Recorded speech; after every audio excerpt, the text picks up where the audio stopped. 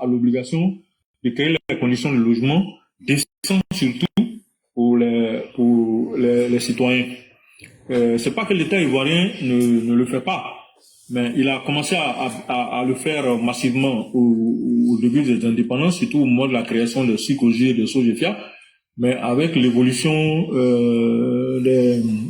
du pays, des crises économiques, il y a eu ce qu'on appelle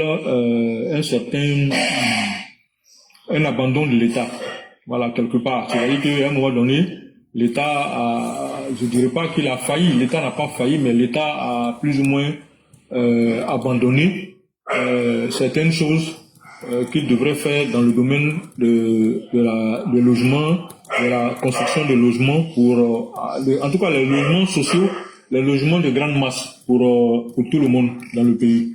Donc tout ça fait que vous allez voir dans le déroulé, je vais le dire. Désolé, hein. Ma chienne est en train de faire son gardiennage, donc il y a un peu de bruit, mais bon. Donc, on va voir que à un moment donné, il y a eu un désengagement de l'État. Ça, c'est dommage de le dire, mais c'est une réalité. L'État s'est désengagé à un moment donné. Donc, aujourd'hui, quand vous prenez la ville d'Abidjan, le PIB de la Côte d'Ivoire est détenu à 40% par la ville d'Abidjan. C'est-à-dire que quand on prend la capitale ivoirienne, concentre à lui tout seul 40% du PIB ivoirien. Donc vous imaginez, et puis c'est 6 millions plus de 6 millions d'habitants en Côte d'Ivoire. Pardon, à Abidjan. On a près de 30 millions d'habitants, mais il y a près de 6 millions qui sont concentrés dans la seule ville d'Abidjan. Donc, ou si vous voulez, le Grand Abidjan. Et c'est quand même, on parle de grosses proportions humaines dans ce pays-là, dans cette ville-là.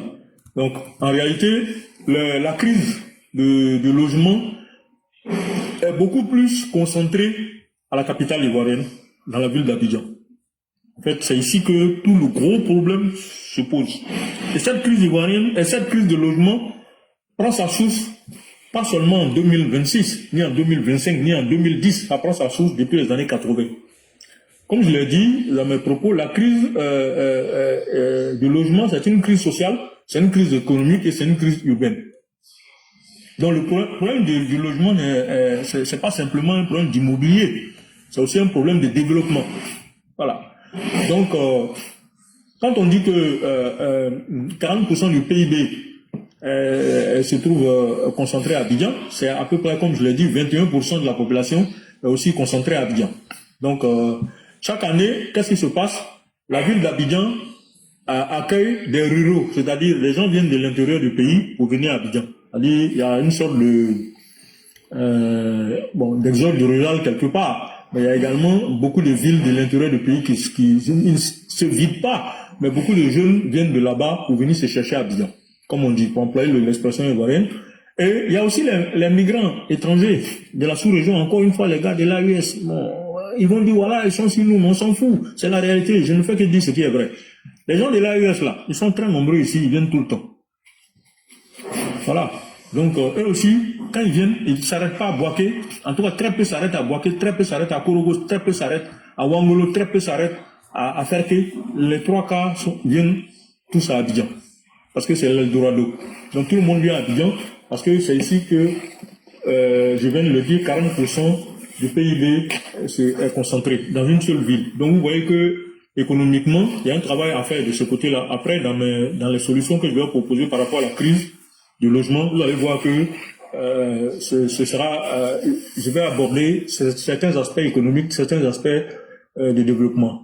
Mais l'offre de logement, quand vous avez environ 6 millions de personnes dans une ville, mais l'offre de logement n'est pas suffisante. Donc c'est ça qui entraîne l'explosion des loyers. L'offre de logement est très faible par rapport à la demande. La demande est peut-être le double de l'offre. Ça fait que, globalement parlant, on nous dit qu'il y a 500 000 à 600 000 besoins de logement en Côte d'Ivoire, dont 200 000 seulement pour la ville d'Abidjan. Donc vous voyez que on est dans des proportions, il y a une sorte de surpeuplement en fait d'Abidjan, qui fait qu'aujourd'hui on a beaucoup d'habitats précaires. Et ça entraîne ce qu'on appelle des tensions sociales et beaucoup de spéculation foncière. Même si la spéculation foncière est un peu barbare, et même, je dirais, comment je peux appeler ça, c'est un peu incontrôlé. Voilà, ça va dans tous les sens. Prenons la plupart du temps, je prends un exemple. En moyenne, il y a 5 personnes dans les ménages, dans un foyer à Abidjan. En moyenne, sinon plus quelquefois. Les gens souvent même peuvent vivre par dizaines. Les histoires de cours communes, tout ça là, c'est parti de quoi? C'est parti du fait qu'il y a eu une crise de logement qui a commencé il y a très longtemps. Et les gens, la solution qu'ils ont trouvée, ils construisent une cour, ils font plusieurs entrées, et puis les gens se retrouvent dedans, il y a une entrée, il y a une sortie. Ça devient, on appelle ça cour commune. Et dans un studio, les gens peuvent dormir à 3 ou à 4 dedans, ils se cherchent. Quand vous avez un foyer, une chambre salon, les gens peuvent habiter au minimum souvent 5, 6, souvent 10 personnes habitent dedans. Donc il y a une crise sérieuse de logement. Et ça, c'est des petites choses auxquelles on ne fait pas attention, mais qui sont, voilà. Donc en fait, Abidjan aujourd'hui est étouffé. C'est la vraie cause de la crise du logement. Abidjan est étouffé, mais Abidjan n'est pas étouffé simplement. Je viens de vous donner 2 éléments. Quelle est l'offre de logement? L'offre de logement n'est pas suffisante. L'État, Alassane Ouattara, avant d'arriver au pouvoir, avait déjà diagnostiqué ça. Et c'est pour ça que dans son programme de gouvernement en 2010, il parlait de choses, logements sociaux. Il a parlé d'un programme. Quand il est arrivé, il a commencé à dérouler le programme. Après, on va y arriver. On va en parler. Donc, vous voyez que il y a un étouffement de la ville d'Abidjan. Donc, il y a un déséquilibre territorial. Ce déséquilibre territorial des logements se fait en défaveur d'Abidjan. Tout est concentré à Abidjan et à l'intérieur du pays. Quand même on veut affecter un fonctionnaire à l'intérieur du pays, c'est comme s'il considère que tu es en train de le punir. On lui dit on va t'envoyer à Korogo. Non, non, non. C'est comme une punition pour lui. Il prend ça en mal. Tout le monde veut rester à Abidjan. Même s'il faut vivoter, mais il veut rester à Abidjan. Maintenant, l'autre problème, c'est que il y a eu un urbanisme, un laisser-aller, un laisser-faire dans l'urbanisation. Par rapport au fait que les Sikoji et les Sojefia, là, quand les gens ont construit les groupements fonciers et autres, là, vous avez vu que là-bas, là, si c'est pas maintenant, là, on n'entendait jamais parler d'inondation dans ces coins-là. Pourquoi? Parce que l'État avait fait l'urbanisation en respectant les règles de l'art. Comme l'État était dans l'incapacité de continuer à construire comme il se doit les maisons, les logements pour que les Ivoiriens puissent les prendre, donc qu'est-ce qui s'est passé? Le secteur privé a pris le relais. L'État a encouragé les initiatives privées, mais malheureusement, ces initiatives privées n'ont pas été suffisamment encadrées, n'ont pas été suffisamment accompagnées. Donc il y a eu un laisser-aller encore, une urbanisation qui s'est faite dans un laisser-faire et un laisser-aller. Donc il y a eu ce qu'on appelle une grosse absence de règles strictes sur les grandes artères, sur les hauteurs, sur la densité des maisons, sur l'esthétique urbaine. Donc chacun a construit comme il veut, et chacun a construit comme il peut, et où il peut. Donc, en comparaison avec une ville comme Casablanca, Marrakech, pour ceux qui y sont allés, les grandes artères sont construites de façon très ordonnée, très équilibrée. Quand vous regardez là, c'est cohérent. Quand vous regardez visuellement, les grandes artères sont cohérentes sur le plan visuel. Et vous venez dans la ville d'Abidjan, c'est un désordre, un chaos qui ne dit pas son nom. Le foncier ivoirien a été très mal régulé. Le droit coutumier plus le droit moderne ont été très mal articulés. C'est tout ça qui a été à la base de beaucoup de problèmes fonciers à Abidjan et à l'intérieur du pays, mais surtout à Abidjan. Parce que le droit coutumier en matière du foncier et le droit moderne ont été très mal articulés. Attestation villageoise, chacun faisait son attestation villageoise selon son bon vouloir. Donc, quand je vais aborder cette question de façon spécifique sur les différentes documentations juridiques qu'il y a eu avant d'arriver à ce qu'on a appelé l'ACD, vous allez vous rendre compte que l'attestation villageoise telle qu'il existait là, ça a favorisé les fraudes. Je vais vous expliquer ça après. Donc il y a eu beaucoup de spéculations massives dans le logement en Côte d'Ivoire. Et ça a entraîné beaucoup de conflits permanents depuis longtemps, depuis des dizaines d'années. on est dans des conflits en matière de terre. Il y a toujours des problèmes fonciers, il y a toujours des problèmes de logement. Toujours, à partir du moment où on parle de construction seulement, tu es en train de construire une maison, la maison ne t'appartient pas, en réalité, ça a été vendu à peut-être 3-4 personnes. Et tous les 3-4 personnes ont des documents authentiques. Pourquoi? Parce que simplement, c'est parce que tout le monde aspire à un gâteau, mais le gâteau là, il n'est pas suffisant, ou il est mal réparti. Voilà un peu le problème. Donc, à ce niveau, l'attestation villageoise, quel est le document qui a remplacé l'attestation villageoise? C'est l'attestation des droits des usagers coutumiers qu'on appelle l'ADU. Alors, l'ADU, c'est quoi? C'est un document sécurisé, infalsifiable, obligatoire en Côte d'Ivoire désormais depuis le 1er janvier 2025 pour sécuriser les terrains. Elle remplace l'attestation villageoise et est dotée d'un QR code et un indispensable, pour obtenir l'arrêté de concession définitive. Donc la caractéristique de l'ADU, qui est l'attestation de droit d'usage coutumier, c'est quoi? C'est d'abord sécurité au niveau foncier, c'est une sécurité, zéro risque de double attribution. Car chaque lot est numéroté dans une base de données qui est sécurisée au niveau de choses, de l'urbanisme. Il y a des signatures. Elle est signée par le chef de village, le président du comité de village de gestion foncier et le lotisseur. Donc vous voyez que l'État, à ce niveau, a cherché à sécuriser parce qu'on a compris que beaucoup de conflits sont partis de l'attestation villageoise. Puisque chaque village faisait son attestation villageoise. Et même dans chaque village, en fonction des chefferies qui arrivaient, puisque dans les chefferies, souvent quand il y a une nouvelle génération, eux, ils vont élire leur chef.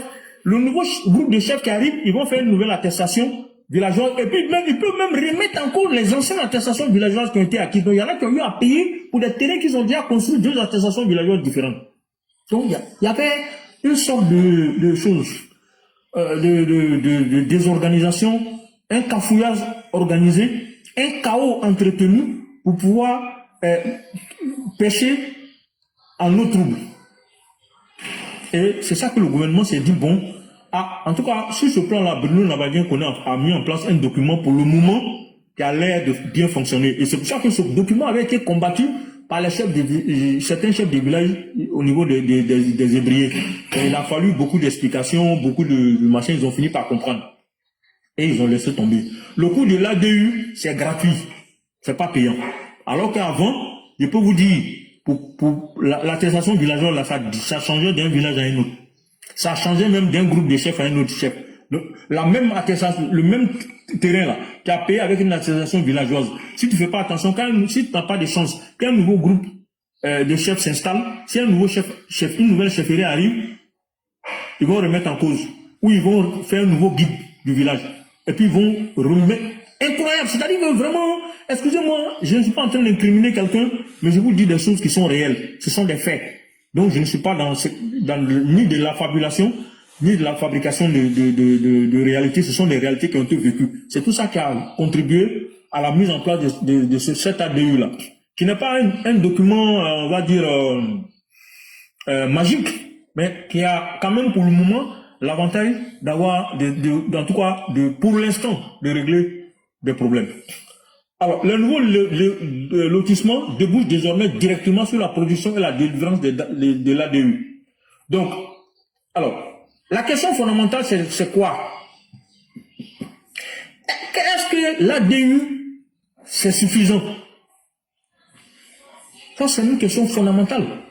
Donc, la vraie question, et ça, il faut le dire, l'ADU règle réellement, ce que l'ADU règle, c'est réellement non négligeable.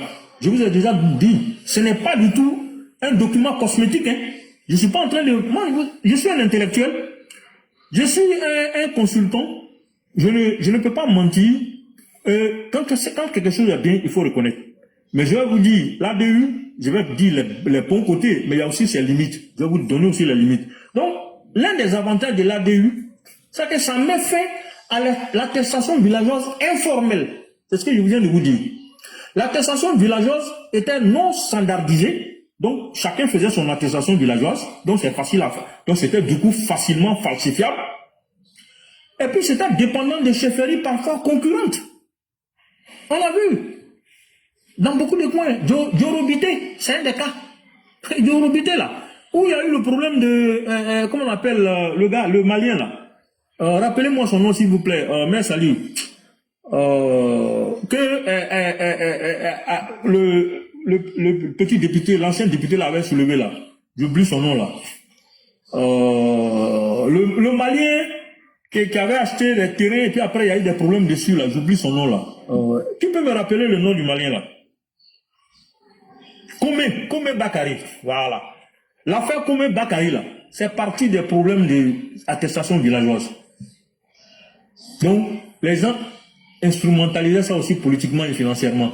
Donc, l'ADU est unique et normalisé, enregistré par l'administration et c'est digitalisé. Ça est là-bas directement. Tu ne peux pas modifier ça. Si on a modifié l'ADU, c'est que c'est au ministère, ça a été modifié. Donc, on peut attraper ceux et il y a des gens qui ont le code pour modifier. Donc, si quelqu'un a modifié là, on peut les attraper. Donc, vous voyez, c'est pour ça qu'il dit que c'est une avancée très importante. Et ça protège juridiquement. Donc, ça réduit les doubles ventes en ville. Tu ne peux pas vendre le même terrain deux fois à deux personnes différentes. Parce que c'est un seul document. Donc, il ne peut pas avoir deux noms dessus. C'est un seul nom qui est dessus. Et le seul nom qui est dessus, c'est enregistré directement à l'administration là-bas. Donc, vous comprenez que ça protège quand même.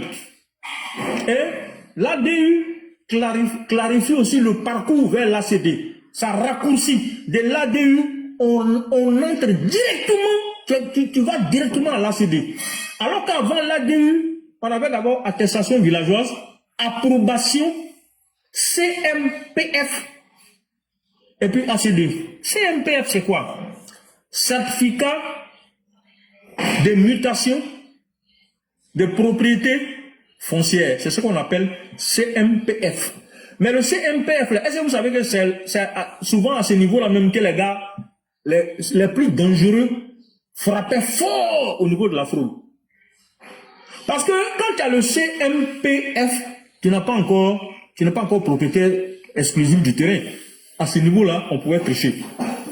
Donc le droit coutumier est donc reconnu par l'ADU, mais il est encadré par l'État. Donc vous voyez que la jonction, vous voyez, entre le droit coutumier et le droit positif moderne, c'est fait de façon très intelligente. Donc, alors, certificat de mutation de propriété foncière, c'était pas bon, hein. Donc, je fais un focus rapide dessus. C'était quoi exactement? C'était un document administratif intermédiaire qui constate qu'une parcelle a changé de propriétaire dans le système foncier urbain ivoirien. Ça s'arrête là, mais tu n'es pas encore propriétaire à 100%. Il ne donne pas la pleine propriété. Il prépare seulement à l'accès à l'ACD. Il prépare l'accès à l'ACD, qui est l'arrêté de concession définitive, qui est le vrai titre de propriété. Vous voyez que c'était encore un document de juridique fragile. Cette histoire de certificat, de mutation, de propriété, c'est des conneries en fait. Excusez-moi. Donc, attestation villageoise, approbation administrative, CMPF pour avoir la mutation enregistrée, et puis après ACD, ça fait 4 étapes. ADU est venu éliminer 2 étapes intermédiaires. Il n'y a plus d'approbation administrative, il n'y a plus de CMPF. Quand tu as ton ADU, directement, tu engages pour avoir ton ACD. Donc, vous voyez que la fraude, là, à ce niveau, je crois que normalement, ça devrait réduire la fraude. Donc, l'administration reconnaît donc que le détenteur de l'ADU est directement celui qui est en principe à la voie ouverte sur l'ACD. Donc, tu vas d'abord avoir ton ACD et puis maintenant peut-être passer à quelqu'un d'autre. Voilà. Donc, ça c'est un élément vraiment important que je voulais souligner. C'est que, en fait, le certificat de mutation de la propriété foncière n'était pas. Donc, c'était pas un titre de propriété, c'était un titre hybride. Donc, il y avait une vulnérabilité terrible qui ouvrait à la fraude. Donc, il y avait les multiples certificats de mutation de propriété foncière. C'est ça, vous voyez. Parce qu'il y avait plusieurs certificats, attestations villageoises, il y avait plusieurs CMPF, c'est ce qui est le certificat de mutation de propriété foncière, qui était délivré par voie sur plusieurs parcelles. Donc, avec des manipulations dans les différents services, c'était très dangereux, avec des reventes en cascade sur des bases très juridiques, très fragiles. Donc, tout ça, ça créait une insécurité juridique qui a alimenté aussi et créé beaucoup de problèmes au niveau des logements et au niveau du foncier déjà. Parce que le problème du logement là, ça commence par déjà, les problèmes commencent par le foncier. Donc, ça entraînait un allongement inutile de la procédure pour avoir l'attestation de concession définitive qui est l'ACD. Donc, vous voyez que l'ADU vient à mon niveau, à mon humble avis, de façon très technique, quand une analyse de près, régler un problème important. Donc, ADU direct ACD. Le point crucial, c'est que l'ADU ne règle pas du tout. C'est que l'ADU ne règle pas. Ça, c'est pas faux. L'ADU ne règle pas le cœur du problème du foncier. Ça, il faut le reconnaître. Ça règle en partie. Ça protège déjà à un certain niveau, mais ça ne règle pas tout. L'ADU ne supprime pas du tout la spéculation foncière. Voilà. Un terrain avec ADU devient plus sûr, donc plus cher. Ça, c'est pas faux. Ça aussi, c'est pas faux. Parce que ce qui va se passer, c'est quoi? Comme maintenant, les gens savent qu'il y a la sécurité, vous connaissez les spéculateurs. Ils vont dire, ah, yo, moi, je vends quelque chose de sûr, tu prends net, c'est pour aller faire ACD en même temps. Donc, les prix des terrains risquent d'augmenter. Donc, c'est en cela que le rôle, l'État doit jouer un rôle. Je vais y venir après. Donc, la sécurisation peut faire monter les prix si on ne prend pas, si on ne fait pas attention. Ça, il faut pas se leurrer. Quand ils vont adopter l'ADU correctement, qu'ils vont voir que effectivement ça sécurise comme il se doit, je connais les spéculateurs de terrain en Côte d'Ivoire. Les gars sont capables de monter les prix de terrain. Ah oui, c'est malheureusement l'effet pervers peut-être de l'ADU. Mais c'est dû au fait que l'état d'esprit des gens n'est pas bon. Puisque il y a beaucoup de demandes, mais il y a très peu de terrain à vendre. Et que quelquefois, la même personne a plusieurs terrains. Bon, on est dans un domaine libéral. C'est pas interdit, mais il faut que ce soit encadré. L'ADU ne règle pas également le problème de lotissement anarchique. Ça ne règle pas. C'est pas parce que il y a des ADU que le lotissement anarchique qu'on connaît là, ça va prendre fin. Il faut encore une autre politique. Il faut encore d'autres mesures pour accompagner l'ADU pour que justement il y ait moins de lotissement anarchique. Ça, il faut le reconnaître. Donc, l'ADU ne légalise pas, ne règle pas ce problème de lotissement, comment on appelle, d'une mauvaise urbanisation. Ça ne règle pas ça. Ça, c'est une autre décision politique qu'il faut pour ça. L'ADU également ne protège pas contre les conflits sociaux. Les histoires de propriété villageoise sur les terres, là, l'ADU ne règle pas ça. Peut-être même que ça va aggraver même pour certains, puisque les gens vont se rendre compte qu'avoir un terrain aujourd'hui et avoir l'ADU sur un terrain, ça peut te permettre, ça te sécurise juridiquement et ça te permet peut-être de mettre en place, d'avoir beaucoup d'argent. Et là où on parle d'argent, vous connaissez généralement, c'est les conflits. Donc, l'ADU non plus ne crée pas l'accessibilité des gens sur les terrains. C'est pas un financement. Voilà. Donc, ce sont les limites de l'ADU. Mais c'est déjà une bonne chose que ça puisse exister. Voilà. Maintenant, le vrai test de l'ADU, ce sera quoi? Ce sera de coupler ça, d'ajouter à l'ADU les problèmes de régler les problèmes de lotissement, régler les problèmes de financement, de foncier, ainsi de suite, pour pouvoir justement alléger les frais financiers au niveau de foncier, afin que pour faciliter la construction et la vulgarisation des constructions de logements sociaux. Ça, c'était ce que je pourrais dire concernant l'ADU. Donc, premièrement, c'est une réforme administrative très intéressante qui protège juridiquement et qui, en tout cas, va diminuer la fraude considérablement. Mais l'effet pervers, c'est que ça peut entraîner des spéculations parce que simplement, quand les gens vont prendre conscience que c'est vraiment une protection juridique, une bonne protection juridique et administrative, ça peut faire que les prix des terrains peuvent monter, malheureusement. Parce que désormais, on ne parlera plus d'approbation, d'arrêté d'approbation. Parce que à partir du moment où tous les terrains sont directement enregistrés au niveau de l'administration, codifiés et connus. Je ne sais pas si vous voyez un peu. S'il y a des questions après, je pourrais répondre, mais voilà ce que je peux dire rapidement sur l'ADU pour pouvoir avancer.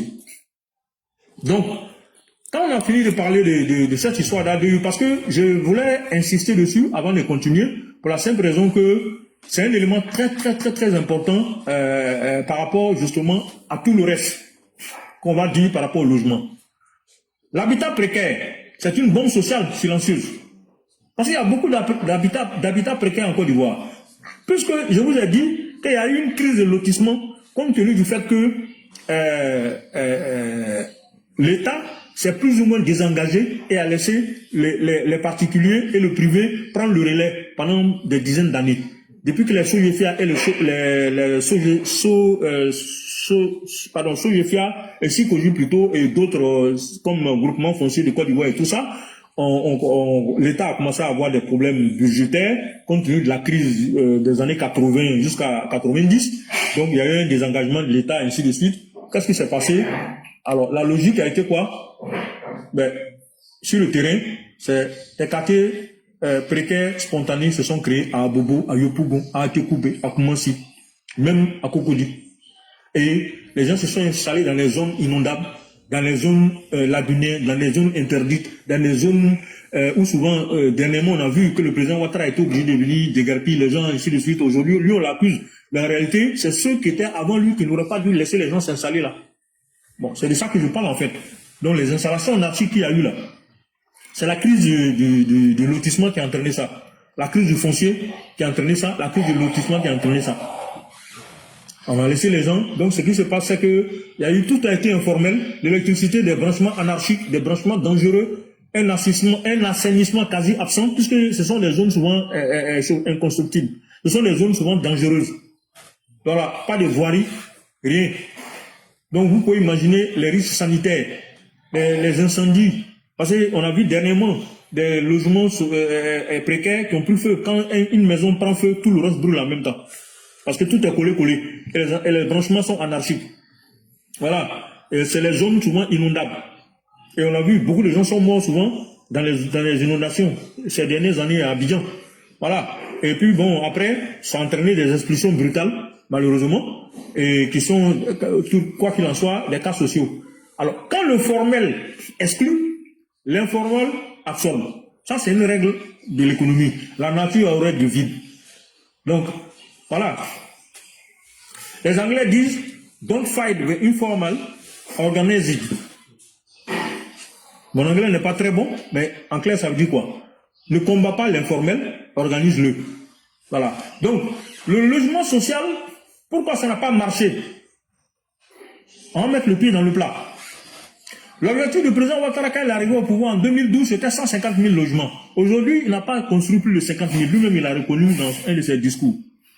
Mais pourquoi ça a échoué? Ça a échoué parce que ceux qui étaient en charge de l'opération, eux-mêmes, c'est eux qui ont été le problème. C'est eux qui ont créé le blocage.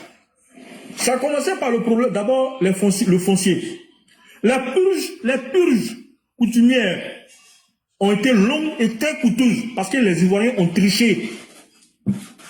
Les gens ont triché. On a englouti des centaines de milliards dans la purge coutumière pour pouvoir, justement, par rapport au foncier, rien que pour avoir les terres, pour pouvoir faire les logements sociaux. Les gens ont gonflé les trucs. Les gens ont profité pour essayer de se faire de l'argent avec la complicité des fonctionnaires. C'est malheureux. La corruption va nous tuer. Pas tuer ce pays-là si on ne fait pas attention. Le financement des logements sociaux, ça ne concernait que qui? C'est des salariés formels, des salariés bancarisés. Le secteur informel était où? 70% de la population est dans le secteur informel. Donc le secteur informel était à l'écart. Mais même dans le secteur formel, les salariés formels, les gens bancarisés, c'est pas tout le monde qui a eu droit. Ceux qui avaient droit n'ont pas eu droit aux maisons. Et les logements sociaux sont devenus des logements hors sociaux. Pourquoi? Pour la simple raison que ceux qui avaient l'opération ont créé des entreprises. Les fonctionnaires de l'État ont créé des entreprises. Nos parents là, dans leur malhonnêteté, ils ont créé des entreprises. qui ne connaissaient pas le boulot pour pouvoir construire des logements sociaux. Et certains se sont transformés en acheteurs de logements sociaux. Ils ont triché et ils ont revendu ça au prix coûtant. Donc, ils ont boycotté et biaisé le travail du président Ouattara. Yako, président Ouattara, Yako, Côte d'Ivoire. Et ils sont là. Ces bandits au col blanc, ils sont là. Ils sont nombreux, on les connaît. Si on mène une enquête, qu'on fait un audit approfondi, il y a beaucoup qui vont là en prison. Je vous le dis. Je suis désolé de le dire, mais c'est la vérité. On a construit, pour ceux qui savent remplir des dossiers, c'est des fonctionnaires, en réalité. On n'a pas construit pour réellement les véritables besoins de logements sociaux. Ce n'est pas les gens qui avaient besoin de logements sociaux qui ont reçu. Parce que c'était hors de prix. En plus, le travail qui a été de préparatoire avait été mal fait. Ils ont fait écrire au président Ouattara dans son programme de gouvernement, avant d'arriver au pouvoir, que le logement social allait coûter 5 millions l'unité. Et ils n'ont pas actualisé avant qu'on arrive au pouvoir. Quand on arrive au pouvoir, on était obligé d'actualiser. C'est pas mauvais. Mais quand on a fait ça, on a fait quoi? On a détourné les logements sociaux. C'est pour ça que ça n'a pas marché. Sinon, c'est pas parce que c'était mal fait. C'est pas parce que c'était mal construit. C'est pas ça même. C'est le vrai fond du problème. Donc le président Ouattara est obligé encore de repenser les logements sociaux. Mais même tel que ça a été fait, les mêmes causes produisant les mêmes effets, j'ai peur que ça ne puisse pas marcher comme il se doit. Je suis désolé de le dire, hein. C'est mon sentiment. Je peux me tromper, j'espère que je me trompe. Alors, qu'est-ce qu'on va aborder maintenant?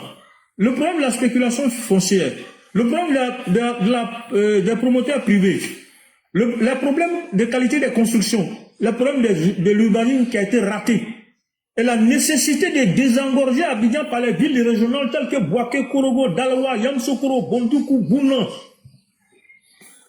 Abangourou, tout ça. Donc la spéculation foncière, c'est quoi? C'est le cancer silencieux du logement en Côte d'Ivoire. C'est le cancer silencieux de la crise de logement.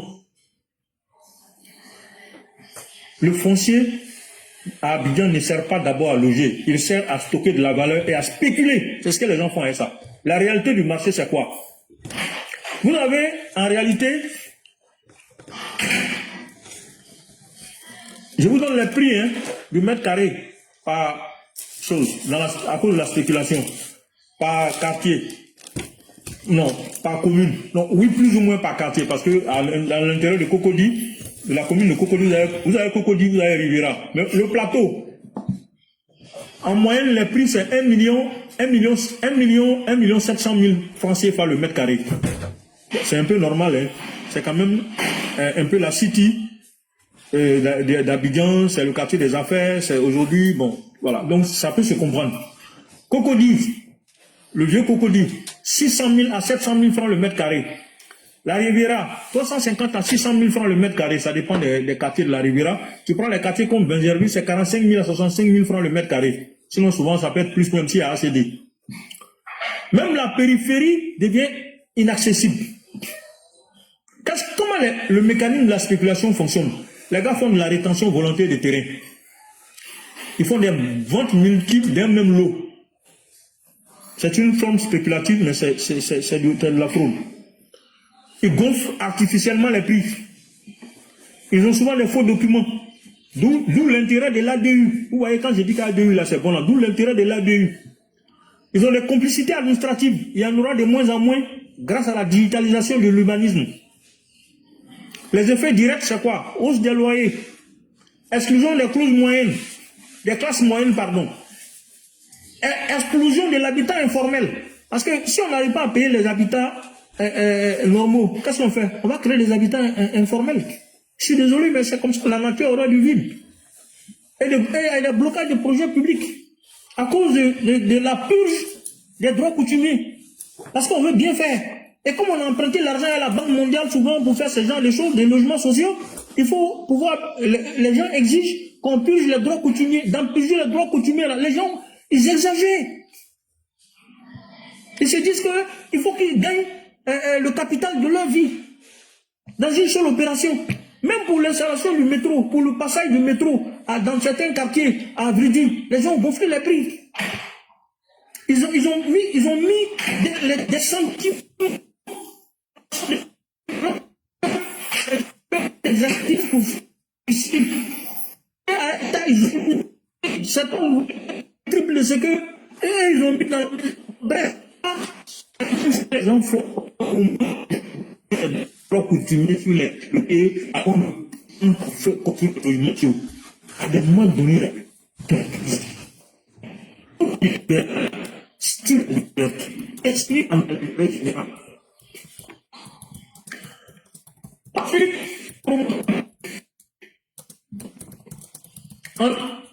C'est comme ça a été profilé, mais c'est des fois immesurable.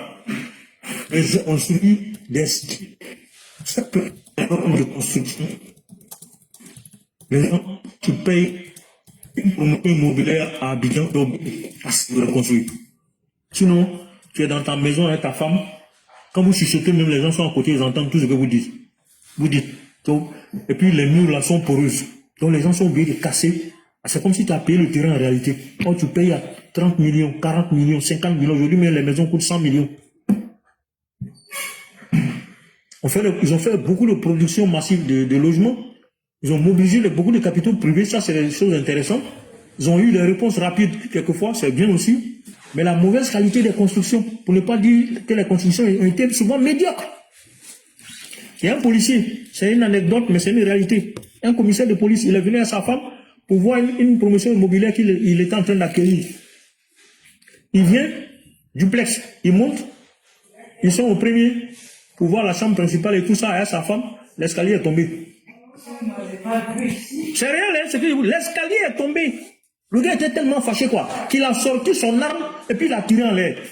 Tellement il était en colère, il a tiré en l'air. Il dit, mais c'est pas possible. Comment je suis en train de payer une maison, je monte avec ma femme pour aller regarder le premier étage, c'est-à-dire, comme c'est un duplex, il monte pour aller regarder la chambre principale, il regarde les chambres, comment c'est construit, tout. L'escalier est tombé, une partie de l'escalier est tombée, avant même qu'ils vont descendre. Donc, ils ont dû prendre échelle pour mettre et puis ils sont descendus. Ça, c'est des réalités de terrain. Tous ceux qui ont eu des promotions immobilières à Abidjan, ils savent de quoi je parle. Alors, sur le plan de l'urbanisation, des normes de l'urbanisation, l'État n'a pas fait grand-chose. Parce que ça coûtait cher. Donc l'État ne s'est même pas embarrassé. Ils ont laissé dans les mains du privé. Quand les gars font les promotions immobilières, ils ont en même temps profiter pour faire les choses. L'urbanisation, c'est-à-dire les assainissements négatifs. Pas de bon drainage, pas de bon assainissement, densité chaotique des logements. Aucune sécurité dans les maisons. Exemple, cité privée inondée à la première pluie. Aménagement routier des cités conçues mal réalisé. Réseau de drainage inexistant ou insuffisant. Résultat, l'État revient réparer quelquefois, mais pas toujours, avec l'argent public encore. Voilà. Le marché privé de la construction seul ne peut pas produire de villes viables. Ça, il faut le reconnaître. Donc, il faut que l'État s'approprie à nouveau une partie de ce marché-là. Il faut repenser des psychologies et des sogéfias. Voilà. Les Anglais disent private money built fast. Public rules built right. Voilà, c'est ça. Donc, après, il faut parler de l'absence de règles dans l'urbanisation. Et l'absence de règles, ça nous a coûté très cher. Le vrai scandale urbain à Abidjan, c'est le défaut de l'urbanisation depuis des années. L'urbanisation n'est pas bonne. C'est le président Ouattara à son arrivée là qui a fait certains grands travaux d'urbanisation, notamment au niveau de la Riviera, quartier ministre. C'est grâce au président Ouattara, c'est moins inondé aujourd'hui.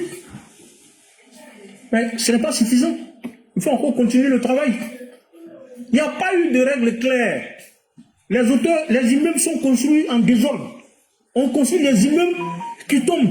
Parce qu'il n'y a pas, il n'y a pas de règles de construction très clairs et qui ne sont, ça existe peut-être sur le papier, mais ce n'est pas respecté. Les bureaux de contrôle sont complices. On ne met pas les gens en prison parce que bon, une maison est tombée. Chaque année, quand il pleut, les maisons tombent. Les immeubles s'écroulent. C'est honteux. Même dans l'alignement des maisons, c'est fait en désordre. Une densité de maisons désordonnées, chaotiques. Des façades sur des grands axes qui ne ressemblent à rien. Aucun chemin directeur. On construit à qui mieux. On a une vision esthétique minimaliste. Aucune planification à long terme. Donc voilà des choses qu'il faut corriger. Quand on rentre dans des villes, tout est désordonné, voire chaotique. Des quartiers sans identité. Des difficultés de circulation qui entraînent des embouteillages. Des inondations récurrentes. Je le dis, je le répète, prenez l'exemple sur Casablanca, prenez l'exemple sur Marrakech. C'est des villes que j'ai eu la chance de fréquenter, de visiter. Là-bas, les règles sont strictes. Il y a une cohérence dans l'urbanisation. Et la valeur immobilière là-bas est durable. Abidjan, chacun fait ce qu'il veut, comme il peut, où il peut. Abidjan est une ville sans règles. Et tout devient invivable. Même quand on a Abidjan est une ville riche, ça, il n'y a pas de débat. Mais c'est une ville où tout est en désordre. Mais après tout ce que je viens de dire, là, vous voulez qu'il n'y a pas de crise de logement, comment? Il va y avoir crise de logement. Une des solutions que je préconise, c'est le désengorgement d'Abidjan. C'est une solution que l'État devra assumer à un moment ou à un autre. Comment désengorger Abidjan? C'est un sujet tabou peut-être pour certains, mais ça ne doit pas être un sujet tabou. Je pense que le président Ouattara, quand il veut construire des pôles d'agriculture, ça participe de ça. Mais c'est peut-être pas suffisant. Il veut construire aussi comment on appelle ça, des zones industrielles aussi, dans certaines grandes villes. C'est bien. Mais il faut penser aussi à l'urbanisation. Les logements sociaux qu'on est en train de chercher à construire là, il faut décentraliser aussi, il faut construire dans les autres villes là aussi. Voilà. Tout le monde veut rester à Abidjan, il faut pousser les gens à quitter Abidjan. Il faut affecter les fonctionnaires qu'il faut dans les villes de l'intérieur du pays. Celui qui ne veut pas aller, on le remplace. C'est tout. C'est un mépris pour l'intérieur de son pays. La réalité est simple. Moi, j'ai des constructions familiales. Mon père a construit des villas à Korogo, qui sont des maisons familiales. Il y a des grosses villas jolies comme ça, à Korogo. Ça nous coûte combien? Les gens ne dépensent même pas 150 000 francs pour se loger dedans. Alors que c'est le prix de studio à Abidjan. C'est même moins cher que des prix de certains studios qui coûtent 250 000 francs. On a vu des studios, il y a des studios aussi, soi-disant américains, qui coûtent 250 000 francs à Abidjan. Moi, les villas que mon papa a construites là, il en a plusieurs. C'est des coûts familiales qui sont là-bas à Korogo. Au début même, je peux vous dire, dans les années 90, l'une de nos villas, c'était 30 000 francs par mois. On louait ça à un fonctionnaire. 4 pièces, 30 000 francs par mois. Même pas 50 000 francs. Vous voyez?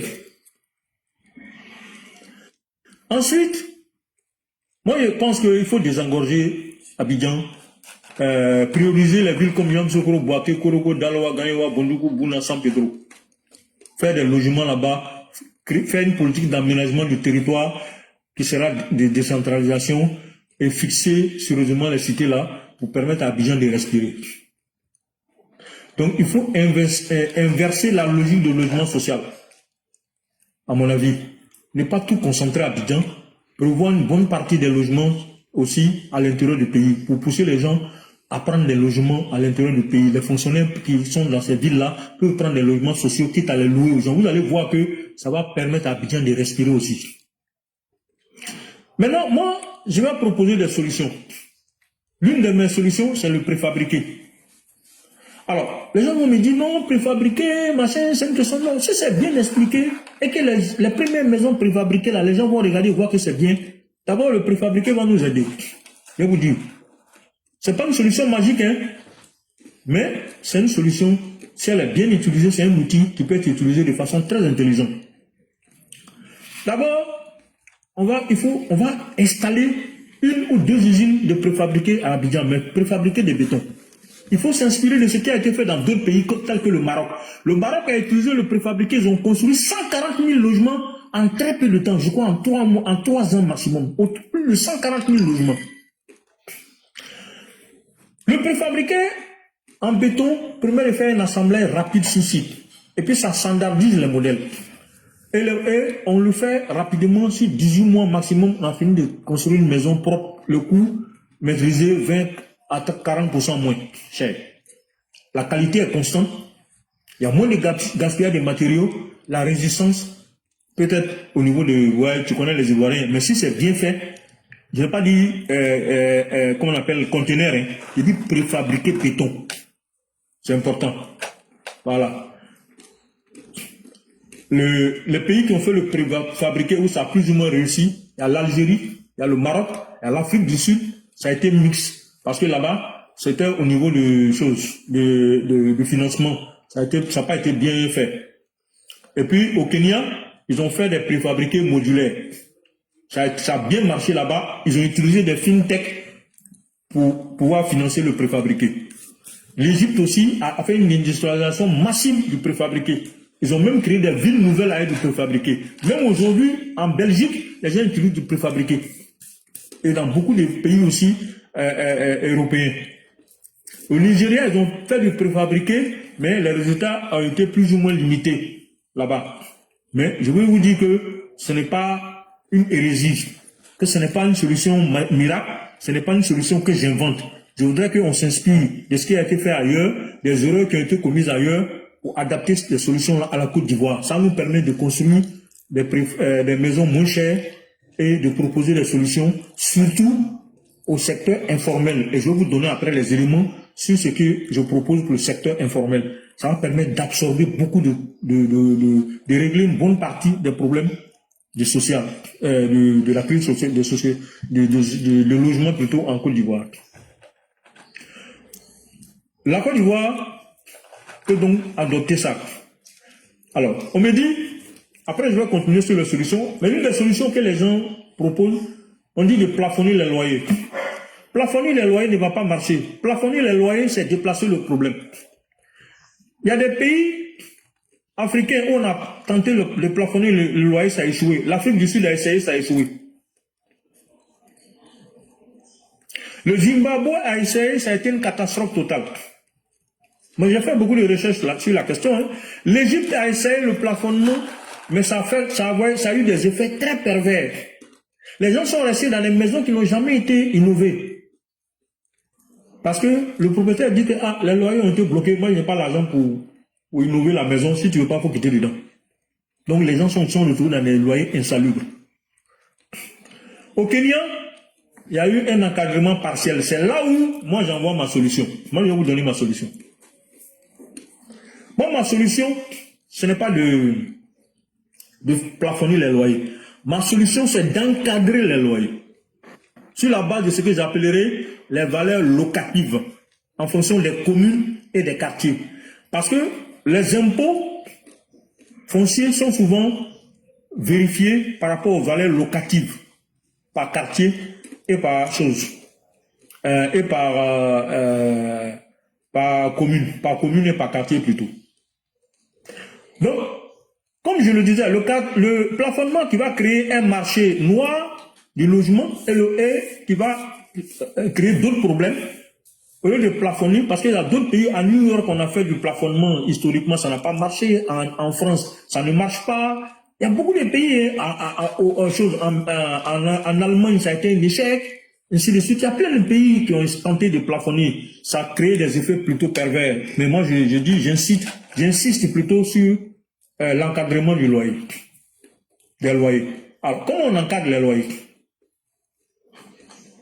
L'encadrement des loyers, comme je l'ai dit, c'est de fixer des loyers indicatifs par quartier,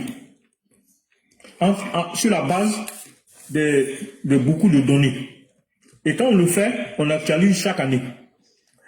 En ce moment-là, les propriétaires et les locataires savent plus ou moins les fourchettes de prix qu'on peut avoir en fonction des quartiers, en fonction des standings des logements.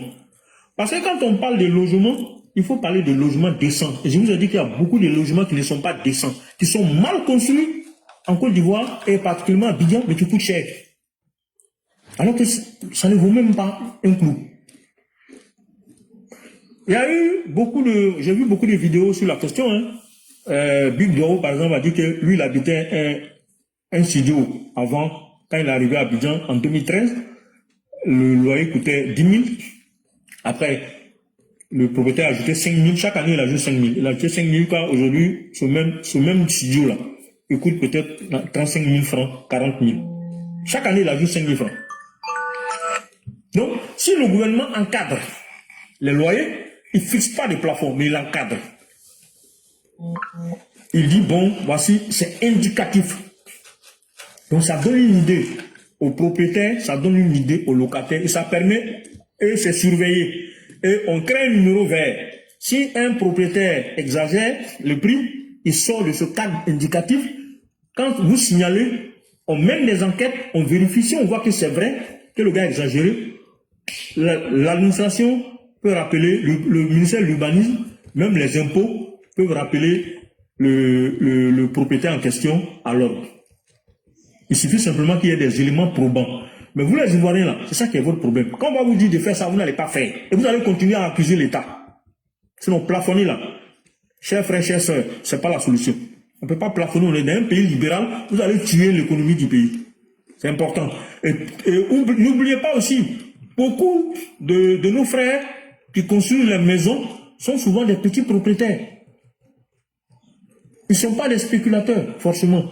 Les gars se sont débrouillés quelquefois, ils ont au prix de la sueur de leur front, vraiment sur peut-être 10 ans, 15 ans, 20 ans, ils ont pu acquérir une maison, une deuxième maison, la deuxième maison, ils les mettent en location. Ce ne sont pas forcément des fonctionnaires qui ont volé l'argent. C'est pas la même chose que c'est vrai. Il y a des gens qui sont enrichis sur le dos de l'État, qui ont plusieurs maisons et qui les louent au prix coûtant. C'est pas de ça que je parle. Donc, moi, je pense que l'encadrement, là, pour moi, c'est la meilleure solution avec des prix indicatifs par commune, par quartier, que le gouvernement met à jour régulièrement. C'est-à-dire, quand je dis régulièrement, ça peut être, même s'il y a des fluctuations très importantes en cours d'année, l'État peut, chaque 3 mois, surveiller, chaque 6 mois, chaque année, on met à jour. Pour ne pas qu'on soit sur des standards qui sont trop dépassés. Ou bien on se fixe de chaque 2 ans, ça dépend. On verra à l'application. Mais au moins, c'est l'idée que moi j'ai eue. Prix indicatif. Par commune, par quartier, à Abidjan. Voilà ce que moi je propose. En fonction des standards que l'État lui-même analyse. Les standards internationaux et les standards même que l'État souhaite pour la ville d'Abidjan. Voilà. C'est vraiment un élément important. Parce qu'on se retrouve dans des quartiers, les prix c'est un yo-yo. C'est-à-dire, chacun fixe comme il veut. Et puis, un matin, le propriétaire de ta maison peut venir, une maison qui coûtait 300 000, peut venir te dire, bon, j'ai mis 50 000 francs dessus, si tu ne veux pas, il faut quitter. Et puis, tu n'as même pas encore quitté même, qu'il y a au moins 10 personnes qui se battent pour prendre. Voilà le problème. Donc, ce que je suis en train de dire, l'encadrement des loyers là, moi je vous dis, c'est plus pertinent que plafonner les loyers. Voilà. Moi, c'est vraiment et cet encadrement des loyers même doit commencer depuis le foncier. Pas seulement sur le loyer. Il faut commencer par encadrer aussi les prix du foncier, les prix des terrains. Et également faire en sorte que parce que l'État doit servir de base de données à la population. Voilà. Le ministère de l'Urbanisme peut créer justement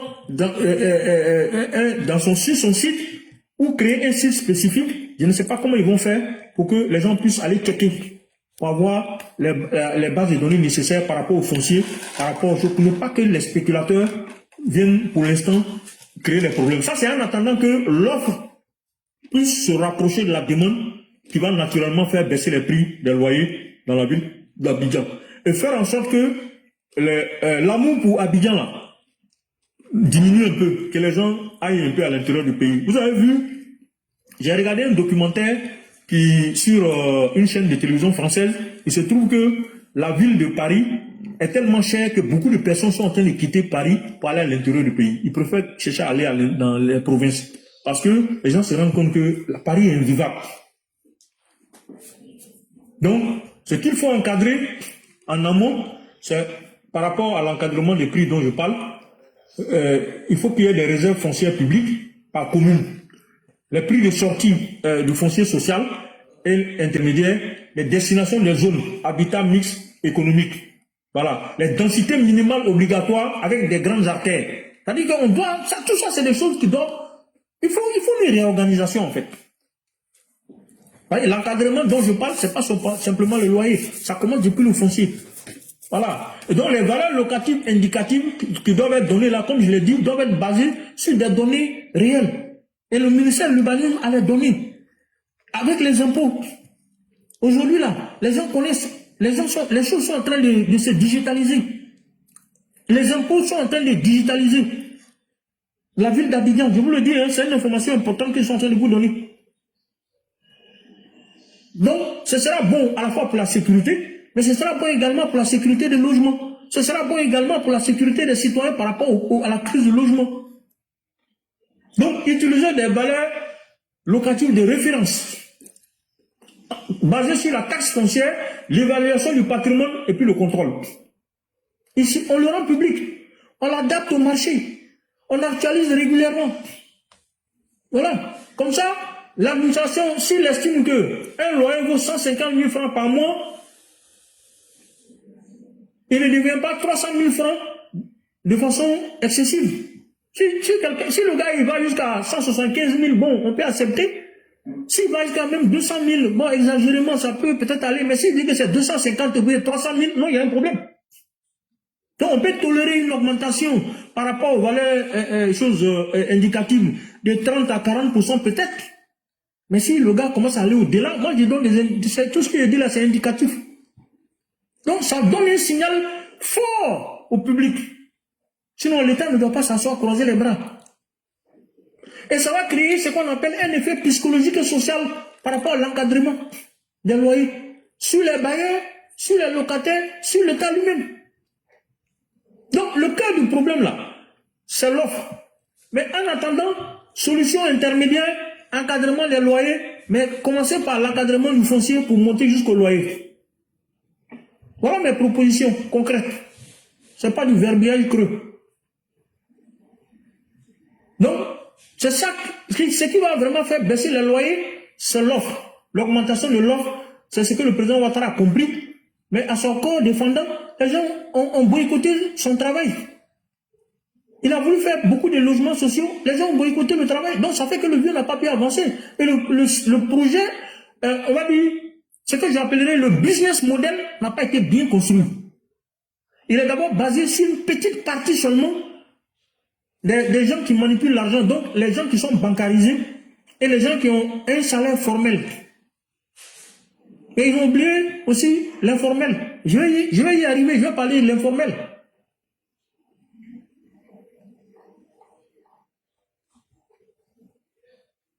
Donc, moi, tout ce que je vais dire, ça tourne autour de l'informel. Il faut profiter de mobile money. Voilà une de mes solutions, on va dire,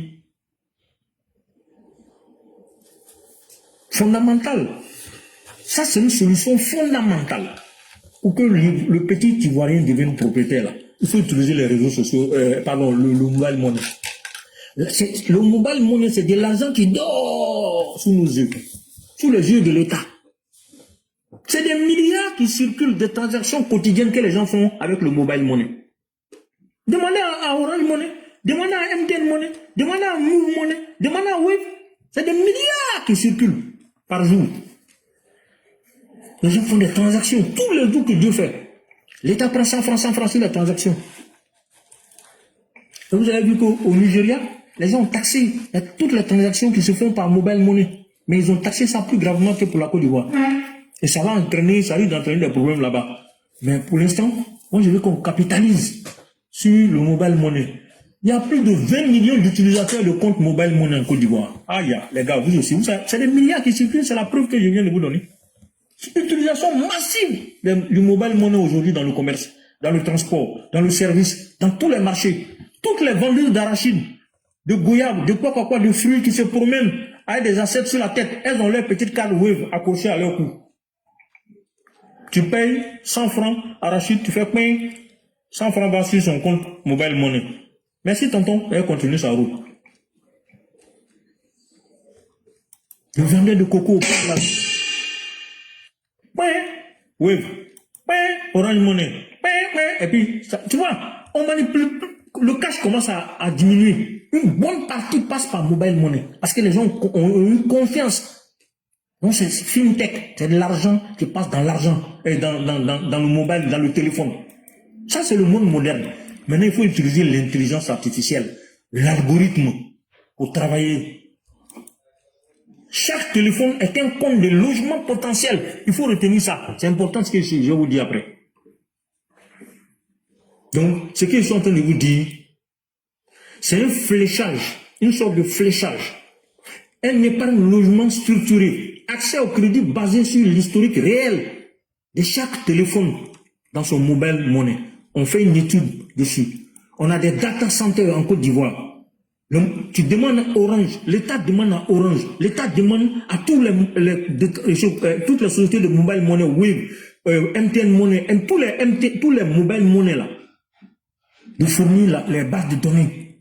Ils sont obligés de donner, ils vont donner les bases de données et l'État va travailler dessus. L'IA va nous aider à faire ce que j'appellerais le scoring de crédit, sans fiche de paye. Maintenant, on sort de tout ce qui est bancarisé. On va à ce que j'appellerais l'épargne automatique invisible. Pour des logements préfabriqués de 10 à 15 millions. Évolutif, si on veut. Le programme, je l'ai nommé Grue pour payer ta maison. Grouillement.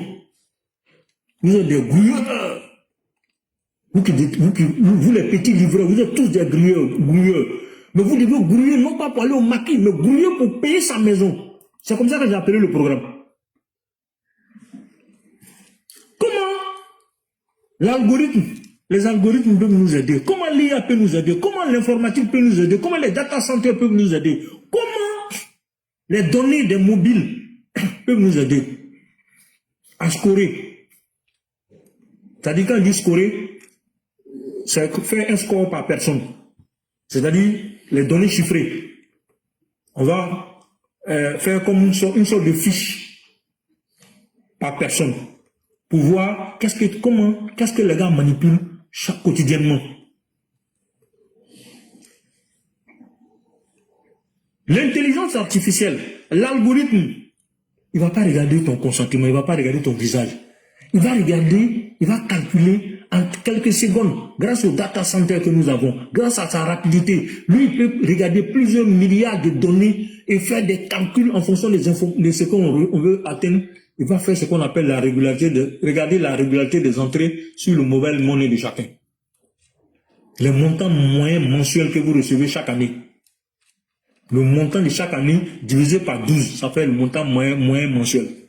L'ancienneté de ton compte, la régularité des entrées sur ton compte et des sorties. Ta capacité à garder un solde minimum. Tes paiements réguliers sur mobile money, d'électricité, d'eau, de tontine, de microcrédit. Mais quelqu'un qui reçoit quotidiennement 15 à 25 000 francs CFA, tous les 2 ou 3 jours par exemple, ou bien quotidiennement sur son téléphone, on fait son historique sur 18 mois. On se rend compte que le gars, mensuellement, il a 180 000 francs en moyenne qui circulent sur son compte. Mobile money.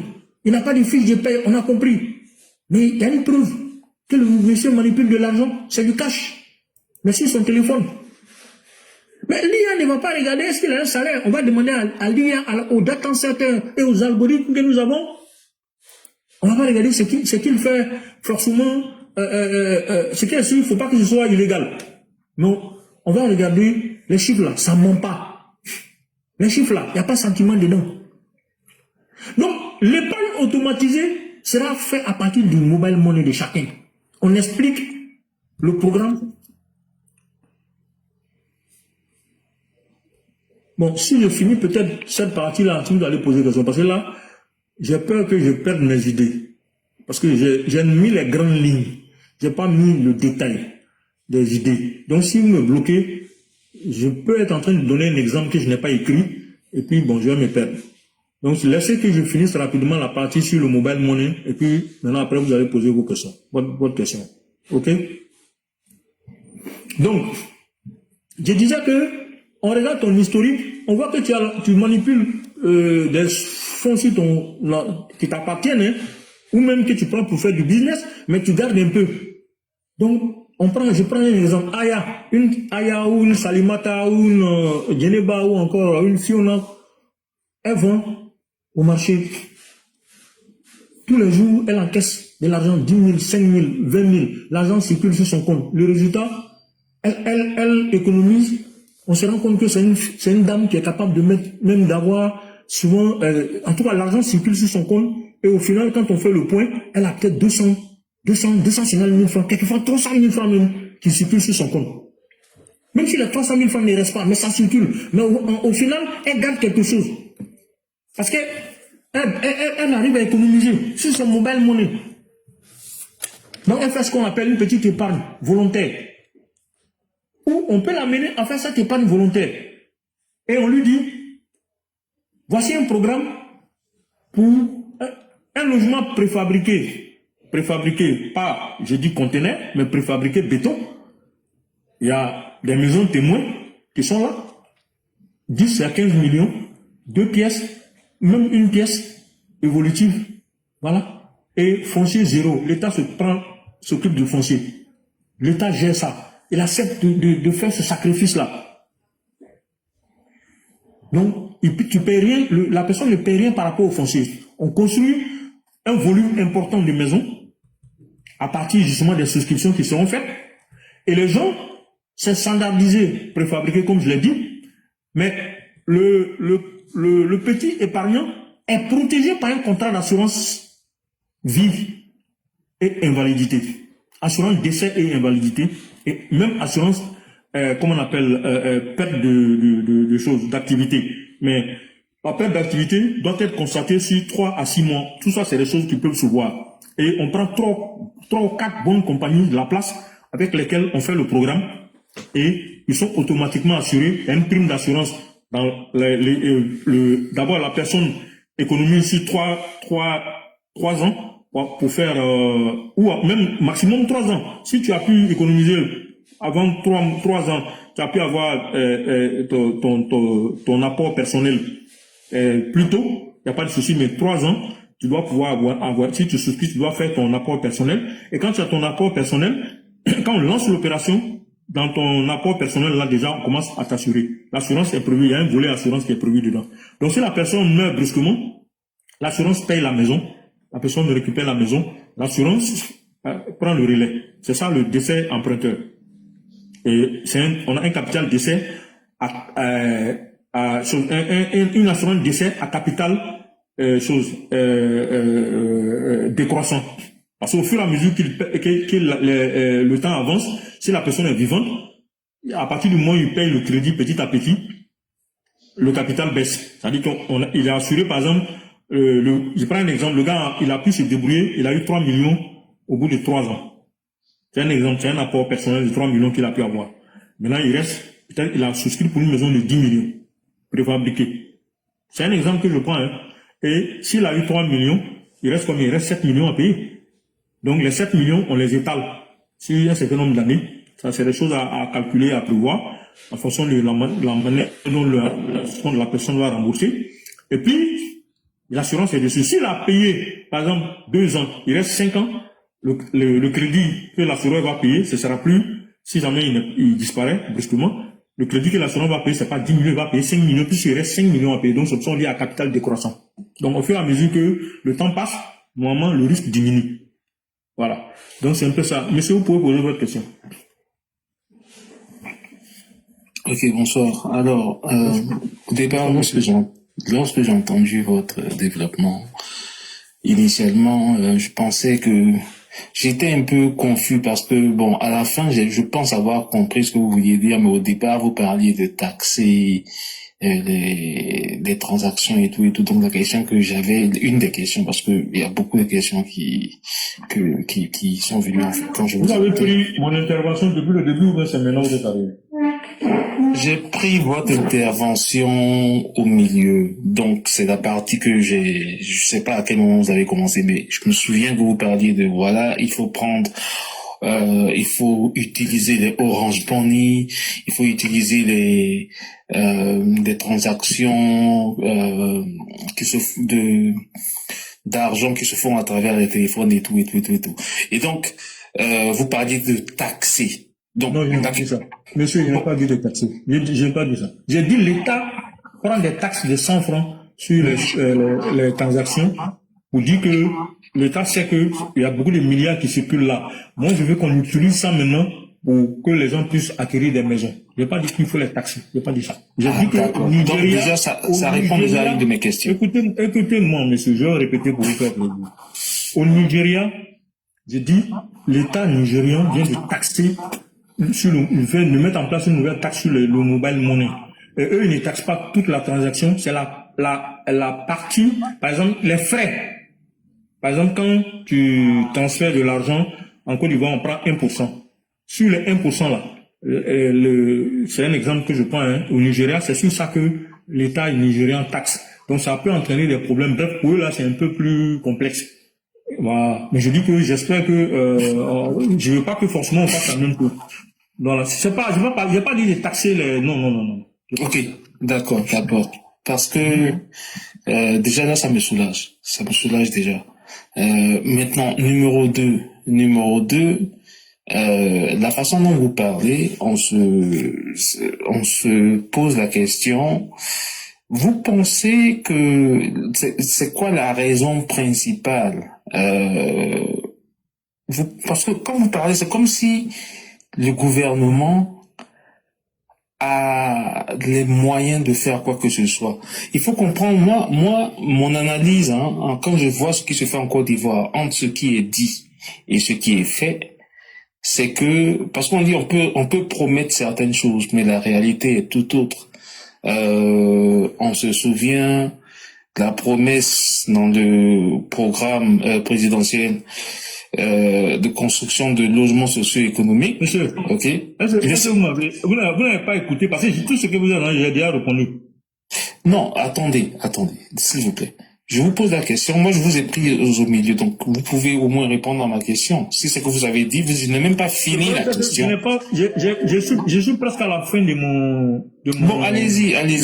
Non, parce que quand vous parlez, c'est comme si, regardez, sur une promesse de près de 150 000 logements, on est à peine à 30 000. Attendez, monsieur, s'il vous plaît, sa mère et autres là. Laisse-le finir parce que nous avions notre rubrique qui doit venir. Donc tu peux revenir après. Laisse-le finir parce que les questions que tu poses là, il a déjà développé. Donc c'est pas la peine de nous emmener en arrière. Je ne vous envoie pas en arrière, je demande juste. Monsieur, vous m'envoyez en arrière parce que vous n'avez pas pris.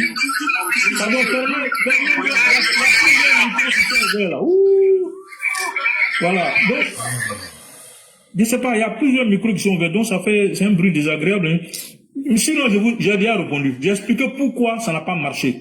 La promesse, c'était 150 000 logements. À peine si on a construit 50 000 logements. Et j'ai expliqué pourquoi ça n'a pas marché. Et j'ai même dit qu'on a essayé de corriger, mais je ne suis pas sûr que la bonne correction a été faite. Parce que ça n'a pas marché, pourquoi, s'il vous plaît? C'est ce que moi je voulais savoir. Ça n'a pas marché parce que le système... Ça n'a pas marché parce que le système, tel qu'il avait été conçu, il a été détourné. C'est-à-dire que les gens, ceux qui étaient en charge, n'ont pas fait le travail comme ils se devaient. Ils ont détourné. C'est-à-dire que les vrais destinataires des logements sociaux, c'est pas ceux-là qui ont reçu. Les gens ont acheté et ils ont spéculé dessus. Donc, ce qui fait que la corruption est passée par là. C'est ça qui a fait que ça a échoué en réalité. Que l'État, le gouvernement n'a pas pu atteindre son objectif. Mais comme ça a été fait de façon dans la triche, donc si on fait un audit, on peut mettre la main sur certaines personnes. Ça, c'est clair. Et j'aimerais qu'on fasse un audit. Mais c'est pas parce que la volonté politique existe. Parce que cette volonté politique-là n'a pas existé avant 2010. Pour la simple raison que, depuis qu'il y a eu la crise des années 80 jusqu'à 90, C'est le privé qui a pris le relais. Si vous étiez là, vous aurez compris. J'ai démontré pourquoi la prise de logement en Côte d'Ivoire est particulièrement à Abidjan. Voilà. Donc, quand vous êtes là, voilà, moi, je ne suis pas en train de traiter un problème pour accuser le gouvernement. Je suis en train de traiter un problème pour apporter des solutions aux Ivoiriens. Et si le gouvernement peut s'en inspirer, avec le peu que je suis en train de dire, je ne suis pas en train de dire que je détiens la vérité, mais j'apporte ma contribution et ma pierre à l'édifice. Si ce que je dis peut inspirer le gouvernement pour qu'il creuse un peu plus pour voir si ce que je dis est viable et exécutable sur le terrain. Mais je pense que à 50%, ce sera bon. Je pense. Parce que ce que je suis en train de développer, et là il m'a bloqué, je vais continuer, c'est que, pourquoi, moi j'ai appelé le programme là, Grue pour payer ta maison. Et Grue pour payer ta maison, je dis, il faut faire des simulations à partir de ce que les gens ont sur leur mobile money. On pourra décider d'éliminer un certain nombre de personnes parce que peut-être c'est trop risqué pour le moment. Donc on va prendre peut-être ceux qui manipulent certaines choses, un certain niveau, qui ont un certain niveau de manipulation sur leur mobile money. Ils n'ont pas de compte bancaire, mais au moins ils ont leur mobile money. Et sur la base du mobile money, on peut justement arriver à créer ce que j'appellerais des caractéristiques pour pouvoir trouver justement un modèle qui puisse convenir à des gens qui n'ont pas de compte bancaire, à des gens qui sont dans le système, dans l'informel. Ça va permettre à l'État non seulement de soulager une bonne partie de la population, mais surtout de régler une bonne partie même des problèmes sociaux en Côte d'Ivoire. Parce que quand quelqu'un va avoir une maison, même si c'est du préfabriqué, mais du bon préfabriqué, ça existe. C'est une question d'études. On fait des études, on analyse, on peut faire même des actions pilotes. On commence à Abidjan, à l'intérieur du pays, à Yamoussoukro, à Bouaké, en fonction des zones où circule un peu plus de mobile money, on décide. Et même pour des raisons politiques aussi, on peut décider certaines zones. Les grandes villes comme Daloa, Gayoua, Man, Korogo, Bouaké, tout ça, on fait des zones, des trucs pilotes avec le mobile money. Et après, on peut généraliser sur tout le pays. Voilà ma contribution. Et ça, c'est pas de la théorie, c'est du concret. Donc, ça va régler beaucoup de problèmes. Parce que c'est ça. Le logement va devenir une arme de désengorgement du territoire. Au lieu ça va diminuer en tout cas les problèmes de spéculation, de congestion. L'État va prendre en main un certain nombre de choses et vous allez voir que la spéculation sur le terrain là va diminuer. Voilà. Je sais que c'est un projet, si l'État commence, les gens vont tenter de torpiller. Mais tout ça là, moi, ce que je vous dis là, ça c'est superficiel. Hein. J'ai les vrais éléments que je ne peux pas communiquer publiquement. Parce que tout ça là, j'ai pensé à ça. Comment il faut faire pour contrecarrer ça? Parce qu'il y a un système de contrôle trimestriel que je prévois en arrière. Tu vas surveiller de très près les spéculateurs et les choses, comment je les appelle, les corrupteurs. Et on va le procureur du pôle pénal économique sera intégré dedans, dans cette affaire-là. Oui. Dès qu'on va t'attraper, direct, on te donne là-bas, on va te juger, chaque, tu vas aller à la Maca. C'est tout. Parce que dans ce pays-là, quand on commence quelque chose qui est intéressant, les gens automatiquement, ils s'asseyent, ils réfléchissent, ils trouvent un moyen pour briser la dynamique. C'est ce qu'ils ont fait au logement social du président Ouattara. Ils ont brisé la dynamique du vieux. Je n'ai pas dit que ça allait marcher à 100%, mais il allait construire plus de logements que ce qu'il a construit. Mais ils ont torpillé par la corruption. Ils se sont transformés en acquéreurs de ces logements-là. Donc, comme on a vécu, on a un historique sur ce qui s'est passé, on va utiliser ça pour créer des systèmes d'autocontrôle pour pouvoir empêcher les gens de choses. Donc, je m'adresse au président de la République, je m'adresse au Premier ministre, je m'adresse au vice-premier ministre. C'est une question que moi je pose. Ça va régler beaucoup de problèmes. Et vous allez voir, le métro qui est en train de venir là, les logements que les gens vont construire autour des gares du métro vont coûter très cher. Si on ne fait pas attention, si l'État n'utilise pas l'encadrement des prix dont j'ai parlé, ça sera hors des prix, les gens ne pourront pas payer. Je vous dis ça, hein. Vous allez me dire que j'ai dit, si on ne fait rien, si on laisse comme ça la liberté, les gens vont faire de la spéculation.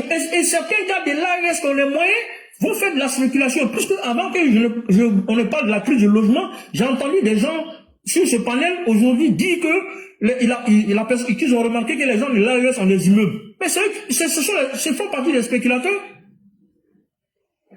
Ils font partie des spéculateurs. Moi, je ne les blâme pas. Ils ont vu qu'il y a des ouvertures.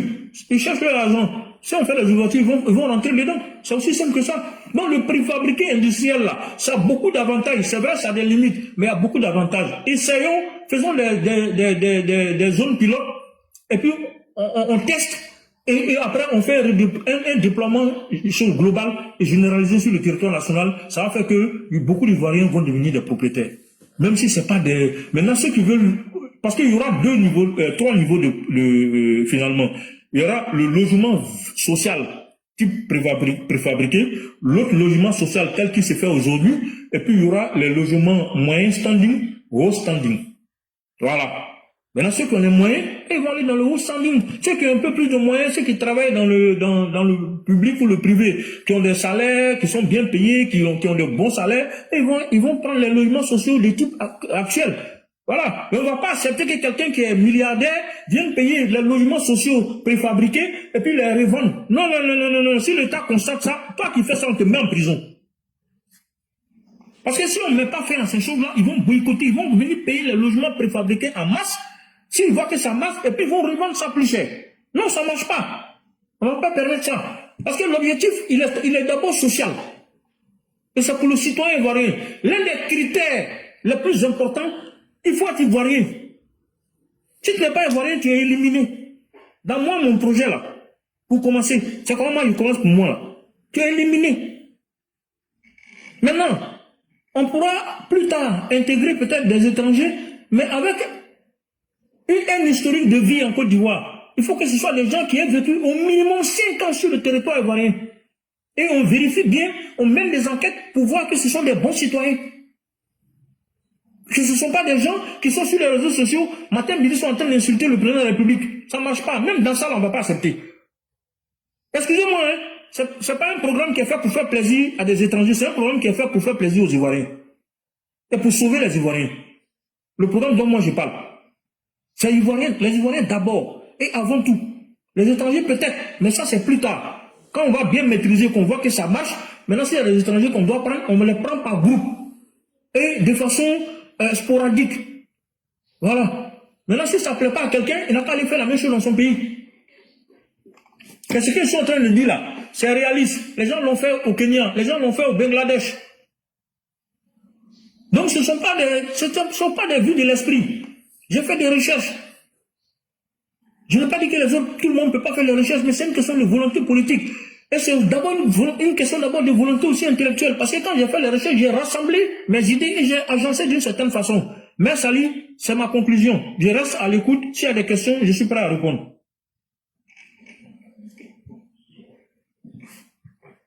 Mais Sali, tu es là?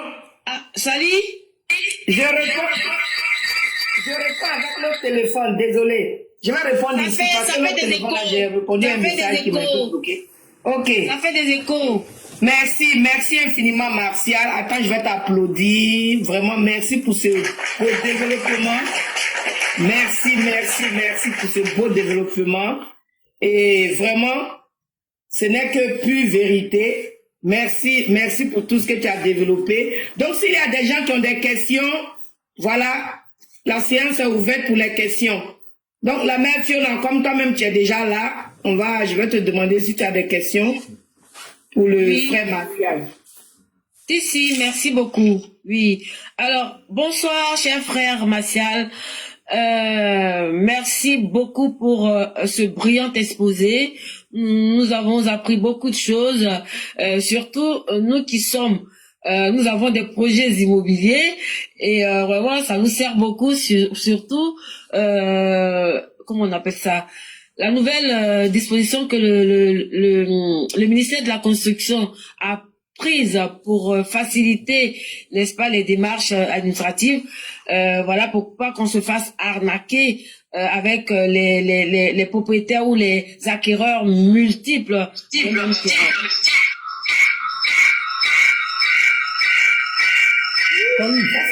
Sali. un deuxième téléphone qui est ouvert, ainsi tu peux fermer ça.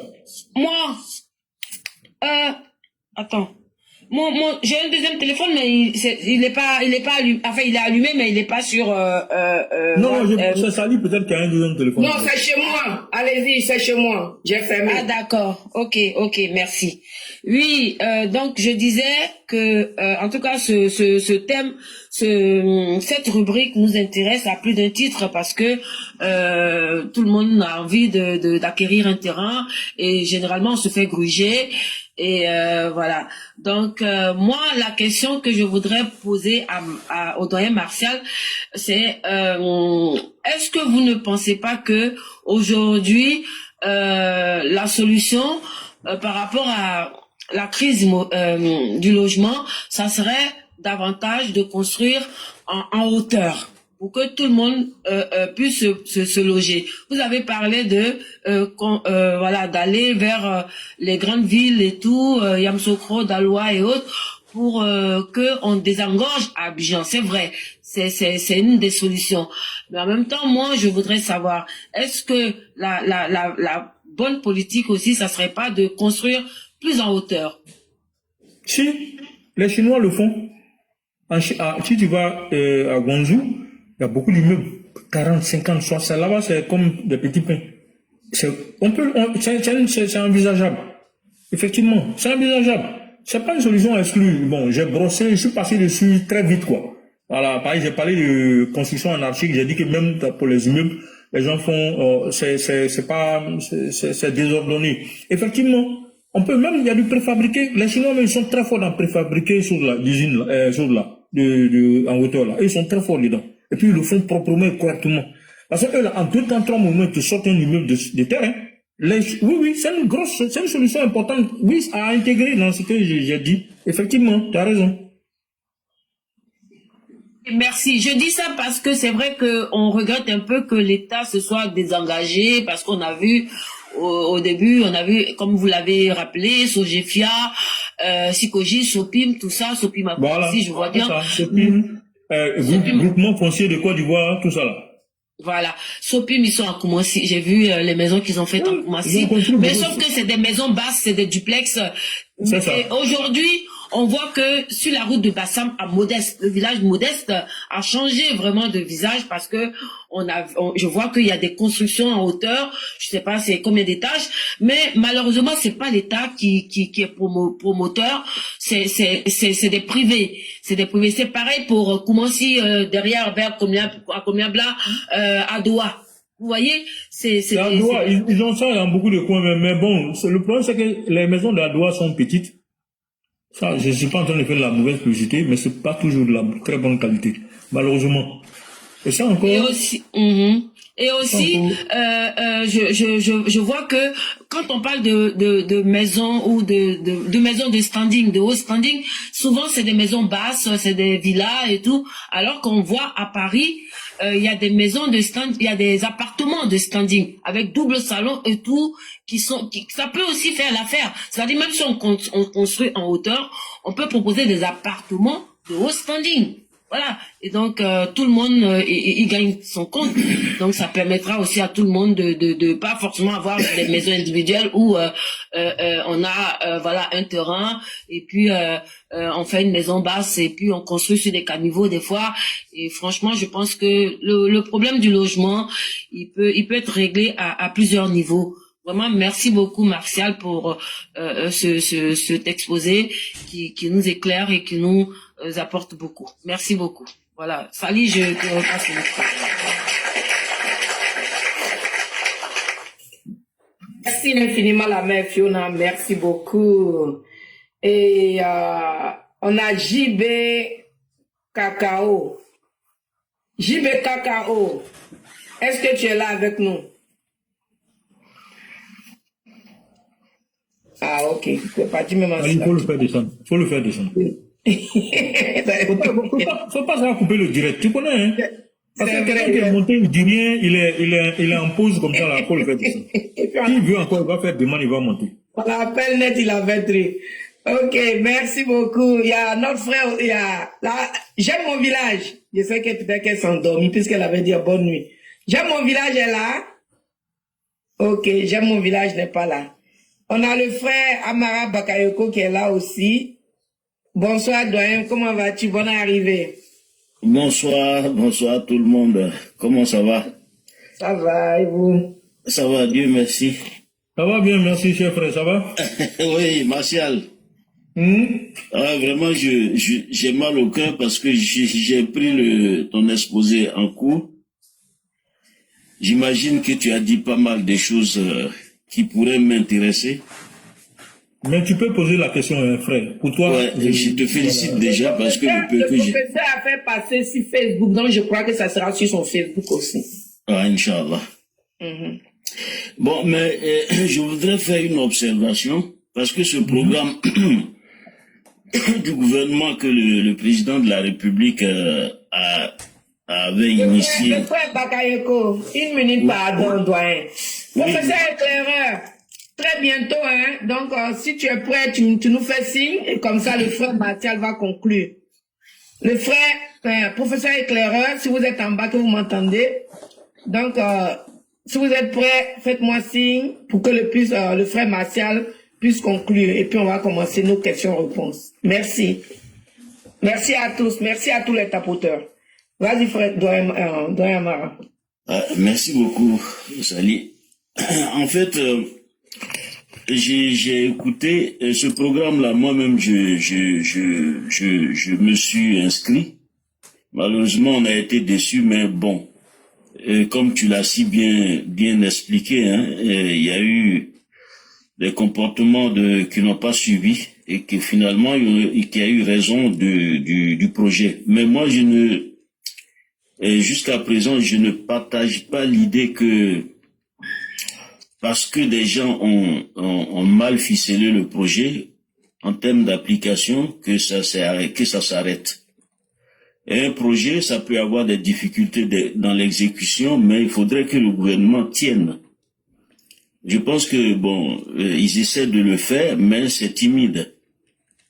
Mais je pense qu'aujourd'hui, pour ce que nous savons de ce qu'est devenu avec tous les efforts du gouvernement, je pense que la Côte d'Ivoire est capable de réaliser ce projet-là avec beaucoup plus de succès.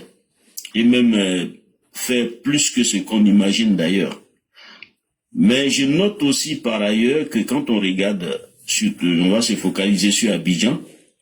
Après cet exemple, on peut regarder à l'intérieur du pays avec cela. Je pense quand même qu'Abidjan, il y a beaucoup de maisons basses. Oui, les Sikoji, beaucoup de maisons basses. Les Sojefia, beaucoup de maisons basses. Les cours communes, beaucoup de maisons basses. Cela suppose que, et puis Abidjan aussi, les gens ne construisent pas le sous-sol, tout ça, on n'exploite pas. Et ça, je pense que ça, c'est quelque chose qu'il faut corriger. Mais quand on essaie de quantifier tout ça en termes de capacité, sur le plan du logement, on voit que effectivement il y a pas mal de possibilités que encore nous avons à Abidjan. Donc je pense et je le pense sincèrement, il faut que on revoie, que l'État se penche sur les anciennes occupations de l'espace et puis essayer d'entrevoir, pour rejoindre Fiona, un projet qui va essayer de multiplier la construction des maisons à étage, quoi, des immeubles. Et je pense que ça, si on s'engage là-dedans, on pourra résoudre plus facilement et peut-être à moindre coût la réalisation de ces projets de logement. Pourquoi? Parce que plus on crée des espaces ailleurs qui s'éloignent des infrastructures de base d'assainissement et autres, ça coûte excessivement cher. Et donc, je me rappelle d'un ministre, Cécile Duflot, c'est ça, Cécile Duflot, en tout cas, il y a un ministre français qui avait en charge de traiter ce problème-là à Paris par rapport à la densification de la ville. Et je tire l'idée de cela parce que elle avait développé l'idée qu'il fallait densifier plus la ville de Paris pour pouvoir, n'est-ce pas, mieux résorber le problème de logement. Mais à Abidjan, c'est encore plus clair et plus facile à comprendre. On a trop d'espace où les logements qui sont construits sont des logements bas. Alors, il faut que l'État essaie de regarder cet aspect et puis faire une politique. Ce que on m'a dit, on m'a soufflé ça à l'oreille à Abidjan, que le maire Kandia Kamara essaie de faire ça aussi à Bobo. Elle dit ils vont voir les propriétaires qui se prêtent au jeu, qui donnent leur espace, on construit des immeubles et puis après ils perçoivent jusqu'à ce que voilà, ils rentrent dans leur fonds et puis conservent le bien et celui qui s'est engagé en termes de financement puisse rentrer aussi dans ses fonds. Je pense que ça c'est un programme qui pourrait nous aider si on pouvait vraiment multiplier les immeubles de cette façon-là, que l'État s'engage là-dedans, puisque les infrastructures de base sont là, il s'agit plutôt de les rénover, de les améliorer. Donc ça va nous permettre de faire des économies à ce niveau. Et puis voilà, on aura le gain aussi d'avoir des logements plus proches, plus comment on appelle ça, et économiquement, je crois que ça pourrait profiter aux populations qui souvent ce problème se pose d'ailleurs quand les gens s'éloignent des centres-villes et autres. Ça pose des problèmes de transport, de tout ça, de mobilité, et c'est des gens qui sont souvent très modestes économiquement, et c'est pas rentable pour eux, et ça crée de la résistance par rapport à ces maisons-là. Donc c'est ce que je voulais vraiment je voulais attirer l'attention. Je voulais aussi ton avis là-dessus. Est-ce que tu penses pas aussi que c'est une piste que on pourrait exploiter, en tout cas dans le cadre du projet que tu es en train de défendre et qui est très intéressant? Merci. Ouais, merci beaucoup pour ta contribution. Ça rejoint un peu l'idée de Mère Fiona, sauf que toi, tu parles du fait que on parle, il y a un existant. Par rapport aux questions d'assainissement, effectivement, je suis d'accord avec toi, ça coûte très cher. Donc oui, je partage l'idée, ça complète ce qu'on a dit jusqu'à présent. Même les préfabriqués dont j'ai parlé, je peux peut-être pas préciser, c'était pas forcément c'est pour ça que j'ai dit que le gars là, quand il m'a bloqué là, il m'a perdu dans mon élan. Donc ça fait qu'il y a des choses que j'avais pas écrites qui étaient en tête, que j'ai oublié de préciser, par exemple. Mais là, c'est pas grave. Le fait que vous soyez revenu dessus, la construction en hauteur, ça peut aider. Déjà, même l'État a plus ou moins, c'est ce que la loi essaie de faire. Mais eux, ils construisent de nouvelles maisons. Sauf que leurs maisons ne répondent pas totalement à certaines normes. C'est-à-dire, c'est souvent très petit. Les appartements sont petits. Et puis, il y a un problème d'étanchéité, surtout, pas seulement d'étanchéité, mais surtout comment je peux appeler ça, il y a même un peu de moisissure, donc ça dépend, la construction n'est pas souvent très très bien faite. Voilà, je pense qu'à ce niveau, il y a les bureaux de contrôle, quelquefois, ne font pas leur boulot. En fait, frère Bakayoko, le vrai fond du problème en Côte d'Ivoire, ça part de la corruption. Les gens n'ont pas suffisamment de conscience professionnelle. C'est malheureux, hein. Il y en a qui l'ont. Mais, à cause justement du fait que beaucoup de personnes sont habitées par cet esprit négatif-là, et comme l'impunité est généralisée, même quand quelqu'un veut faire son travail consciencieusement, si tu ne fais pas attention, les gars, ils vont te jeter hors du circuit. Donc, quelquefois, les bureaux de contrôle sont obligés de s'aligner sur les positions.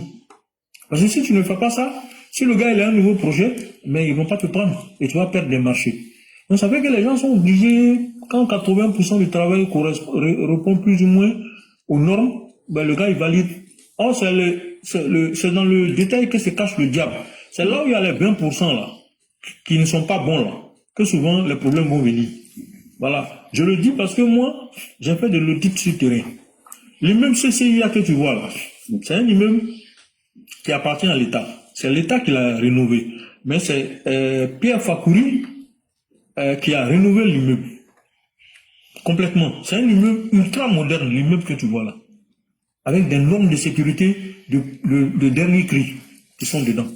Moi, je fais un rapport sur justement les règles de sécurité de l'immeuble.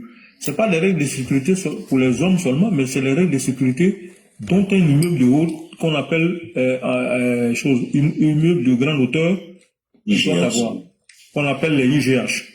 Donc, il y a une réglementation française que nous, on applique aussi en Afrique, mais cette réglementation, même, je peux dire qu'elle est universelle. Même elle est utilisée également aux États-Unis. Et, effectivement, il fallait que, parce que les gars de la BAD, eux, ils jouent pas la sécurité. Et comme moi, à l'époque, j'étais dans un groupe où j'étais directeur technique, la BAD faisait partie, justement, de leurs clients. En tant que, voilà. Et c'est comme ça que, on m'a mis sur le coup, j'ai fait un rapport là-dessus, qui a été validé par la direction de sécurité de la BAD, avant que, parce que les gens voulaient, c'était pour revenir à Abidjan. Donc quand le gouvernement ivoirien a dit, bon, on met l'immeuble CCIA à votre disposition, nous on rénove avec nos moyens et on met à votre disposition, la BAD a dit, ok, quand vous finissez de rénover, nous on va envoyer nos experts pour pouvoir analyser, et moi je fais partie de ce travail-là. Je peux te dire que je cite cet immeuble en exemple. Pierre Fakouri a fait un travail très pro, il n'y avait rien à dire. Tout ce qu'il faut pour un immeuble moderne, c'est que vous appelez sprinkler, tu vois, vous voyez souvent dans les films. Les bouches d'incendie, tout ça. Non, il y a les bouches d'incendie, ça c'est en bas. Mais les sprinklers, ce sont des petits robinets automatiques. C'est les immeubles de bureaux, c'est ça. Voilà. Même habitation, il y a quand même pas que c'est IGH, il faut des sprinklers dedans. Généralement, on met ça dans les bureaux. Bon, normalement, c'est pas dans les apparts, on met ça, c'est dans les bureaux. Non, normalement, on met dans tout ce qui est IGH. Sauf que, dans les bureaux, c'est un peu plus obligatoire. Dans les habitations, parce qu'il faut pas oublier, vos habitations, là, la plupart du temps, c'est pas des vieilles habitations. Donc, quand tu vas demander à quelqu'un de faire un investissement sprinkler, ça coûte très cher. Donc, normalement, les nouvelles constructions, je pense qu'en France, à un certain niveau, les gens les obligent plus ou moins à faire des sprinklers. À mettre des sprinklers. Les sprinklers, c'est un système... Ce que je te dis là, c'est vrai. Les sprinklers, c'est des endroits où ils reçoivent du public. Donc, c'est des espaces un peu ouverts. On met ça parce que quand il y a des cas d'incendie et autres, automatiquement, l'eau vient pour pouvoir éteindre. Maintenant, si c'est des appartements, c'est des bouches qu'on met qui arrivent dans l'immeuble. Et les bouches, c'est autre chose. Non, parce que les bouches, je t'explique.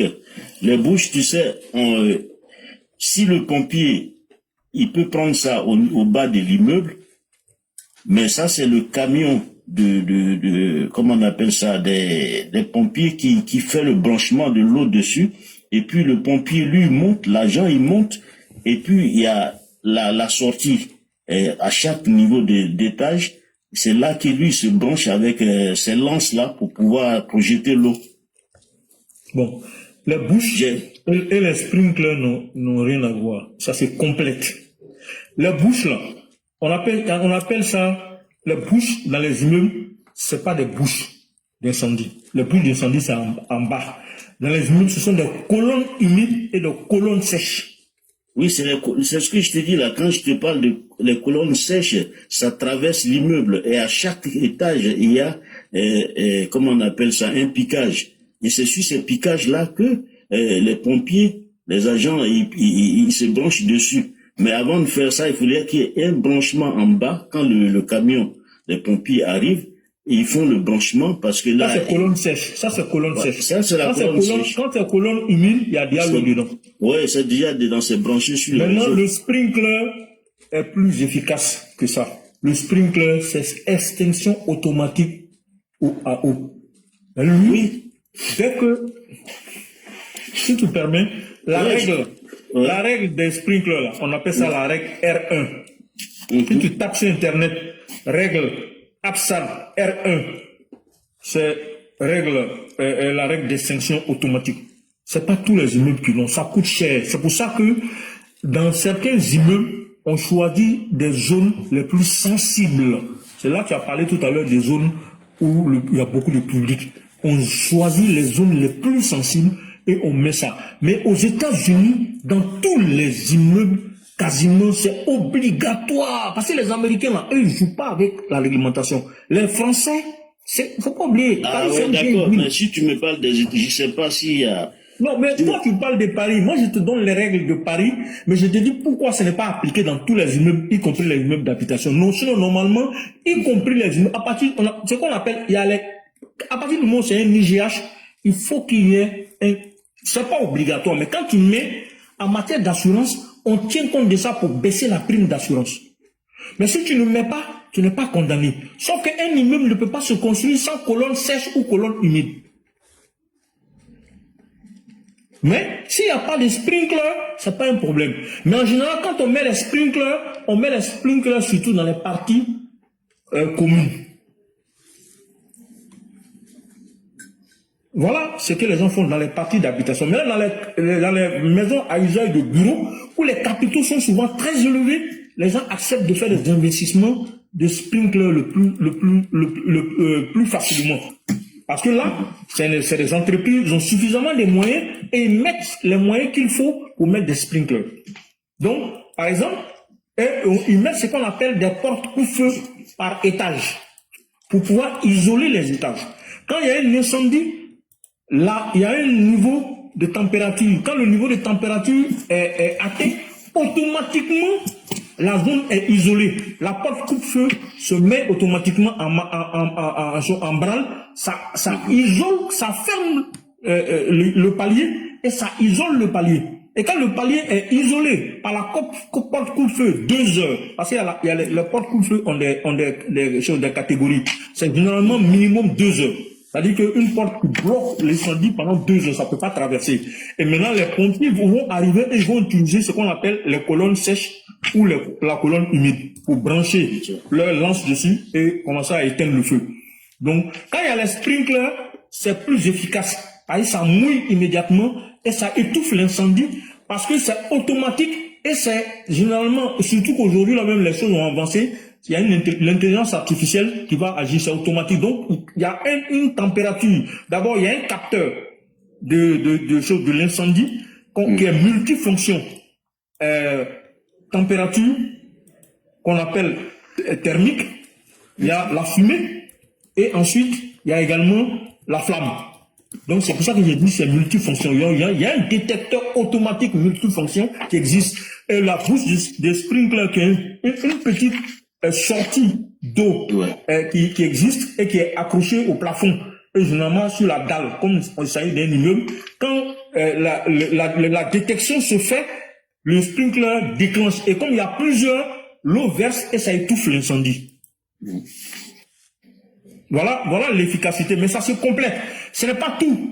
Il y a autre chose qui existe qu'on appelle le robinet d'incendie armé. Là, je suis en train de te parler des moyens de protection d'un immeuble de grande hauteur, qu'on appelle IGH. Donc, tu as robinet d'incendie armé, règle R5 APSAD. Si tu tapes sur Internet R5 APSAD, il va t'envoyer robinet d'incendie armé en abrégé RIA. Tu as R4, la règle des extincteurs à main. C'est-à-dire, c'est qu'on accroche là. Il y a l'eau, et puis il y a également pour les parties électriques, on utilise du CO2. Et on peut utiliser aussi de la poudre. Ainsi de suite. Donc, R4, R5, R1, et puis les bouches d'incendie, les colonnes humides et les colonnes non humides, qu'on appelle les colonnes sèches. C'est tout ça là qui fait qu'on appelle les moyens de protection d'un immeuble contre les incendies.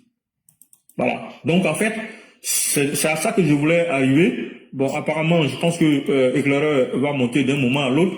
s'il y a peut-être d'autres questions, je vous remercie pour votre contribution. Ta contribution, franchement, je prends ça avec beaucoup de plaisir. C'est une très bonne contribution comme celle de Fiona. Qu'on dit qu'il faut faire des constructions en hauteur, mais ça vient compléter les solutions aussi que j'ai avancées. Donc, je vous remercie. Je pense que l'éclaireur s'apprête probablement à monter. Merci Ali, tu as le micro. Voilà, on va peut-être s'arrêter là pour laisser l'éclaireur, le temps à l'éclaireur de venir faire ses développements. Merci de m'avoir donné l'opportunité de m'exprimer. Merci.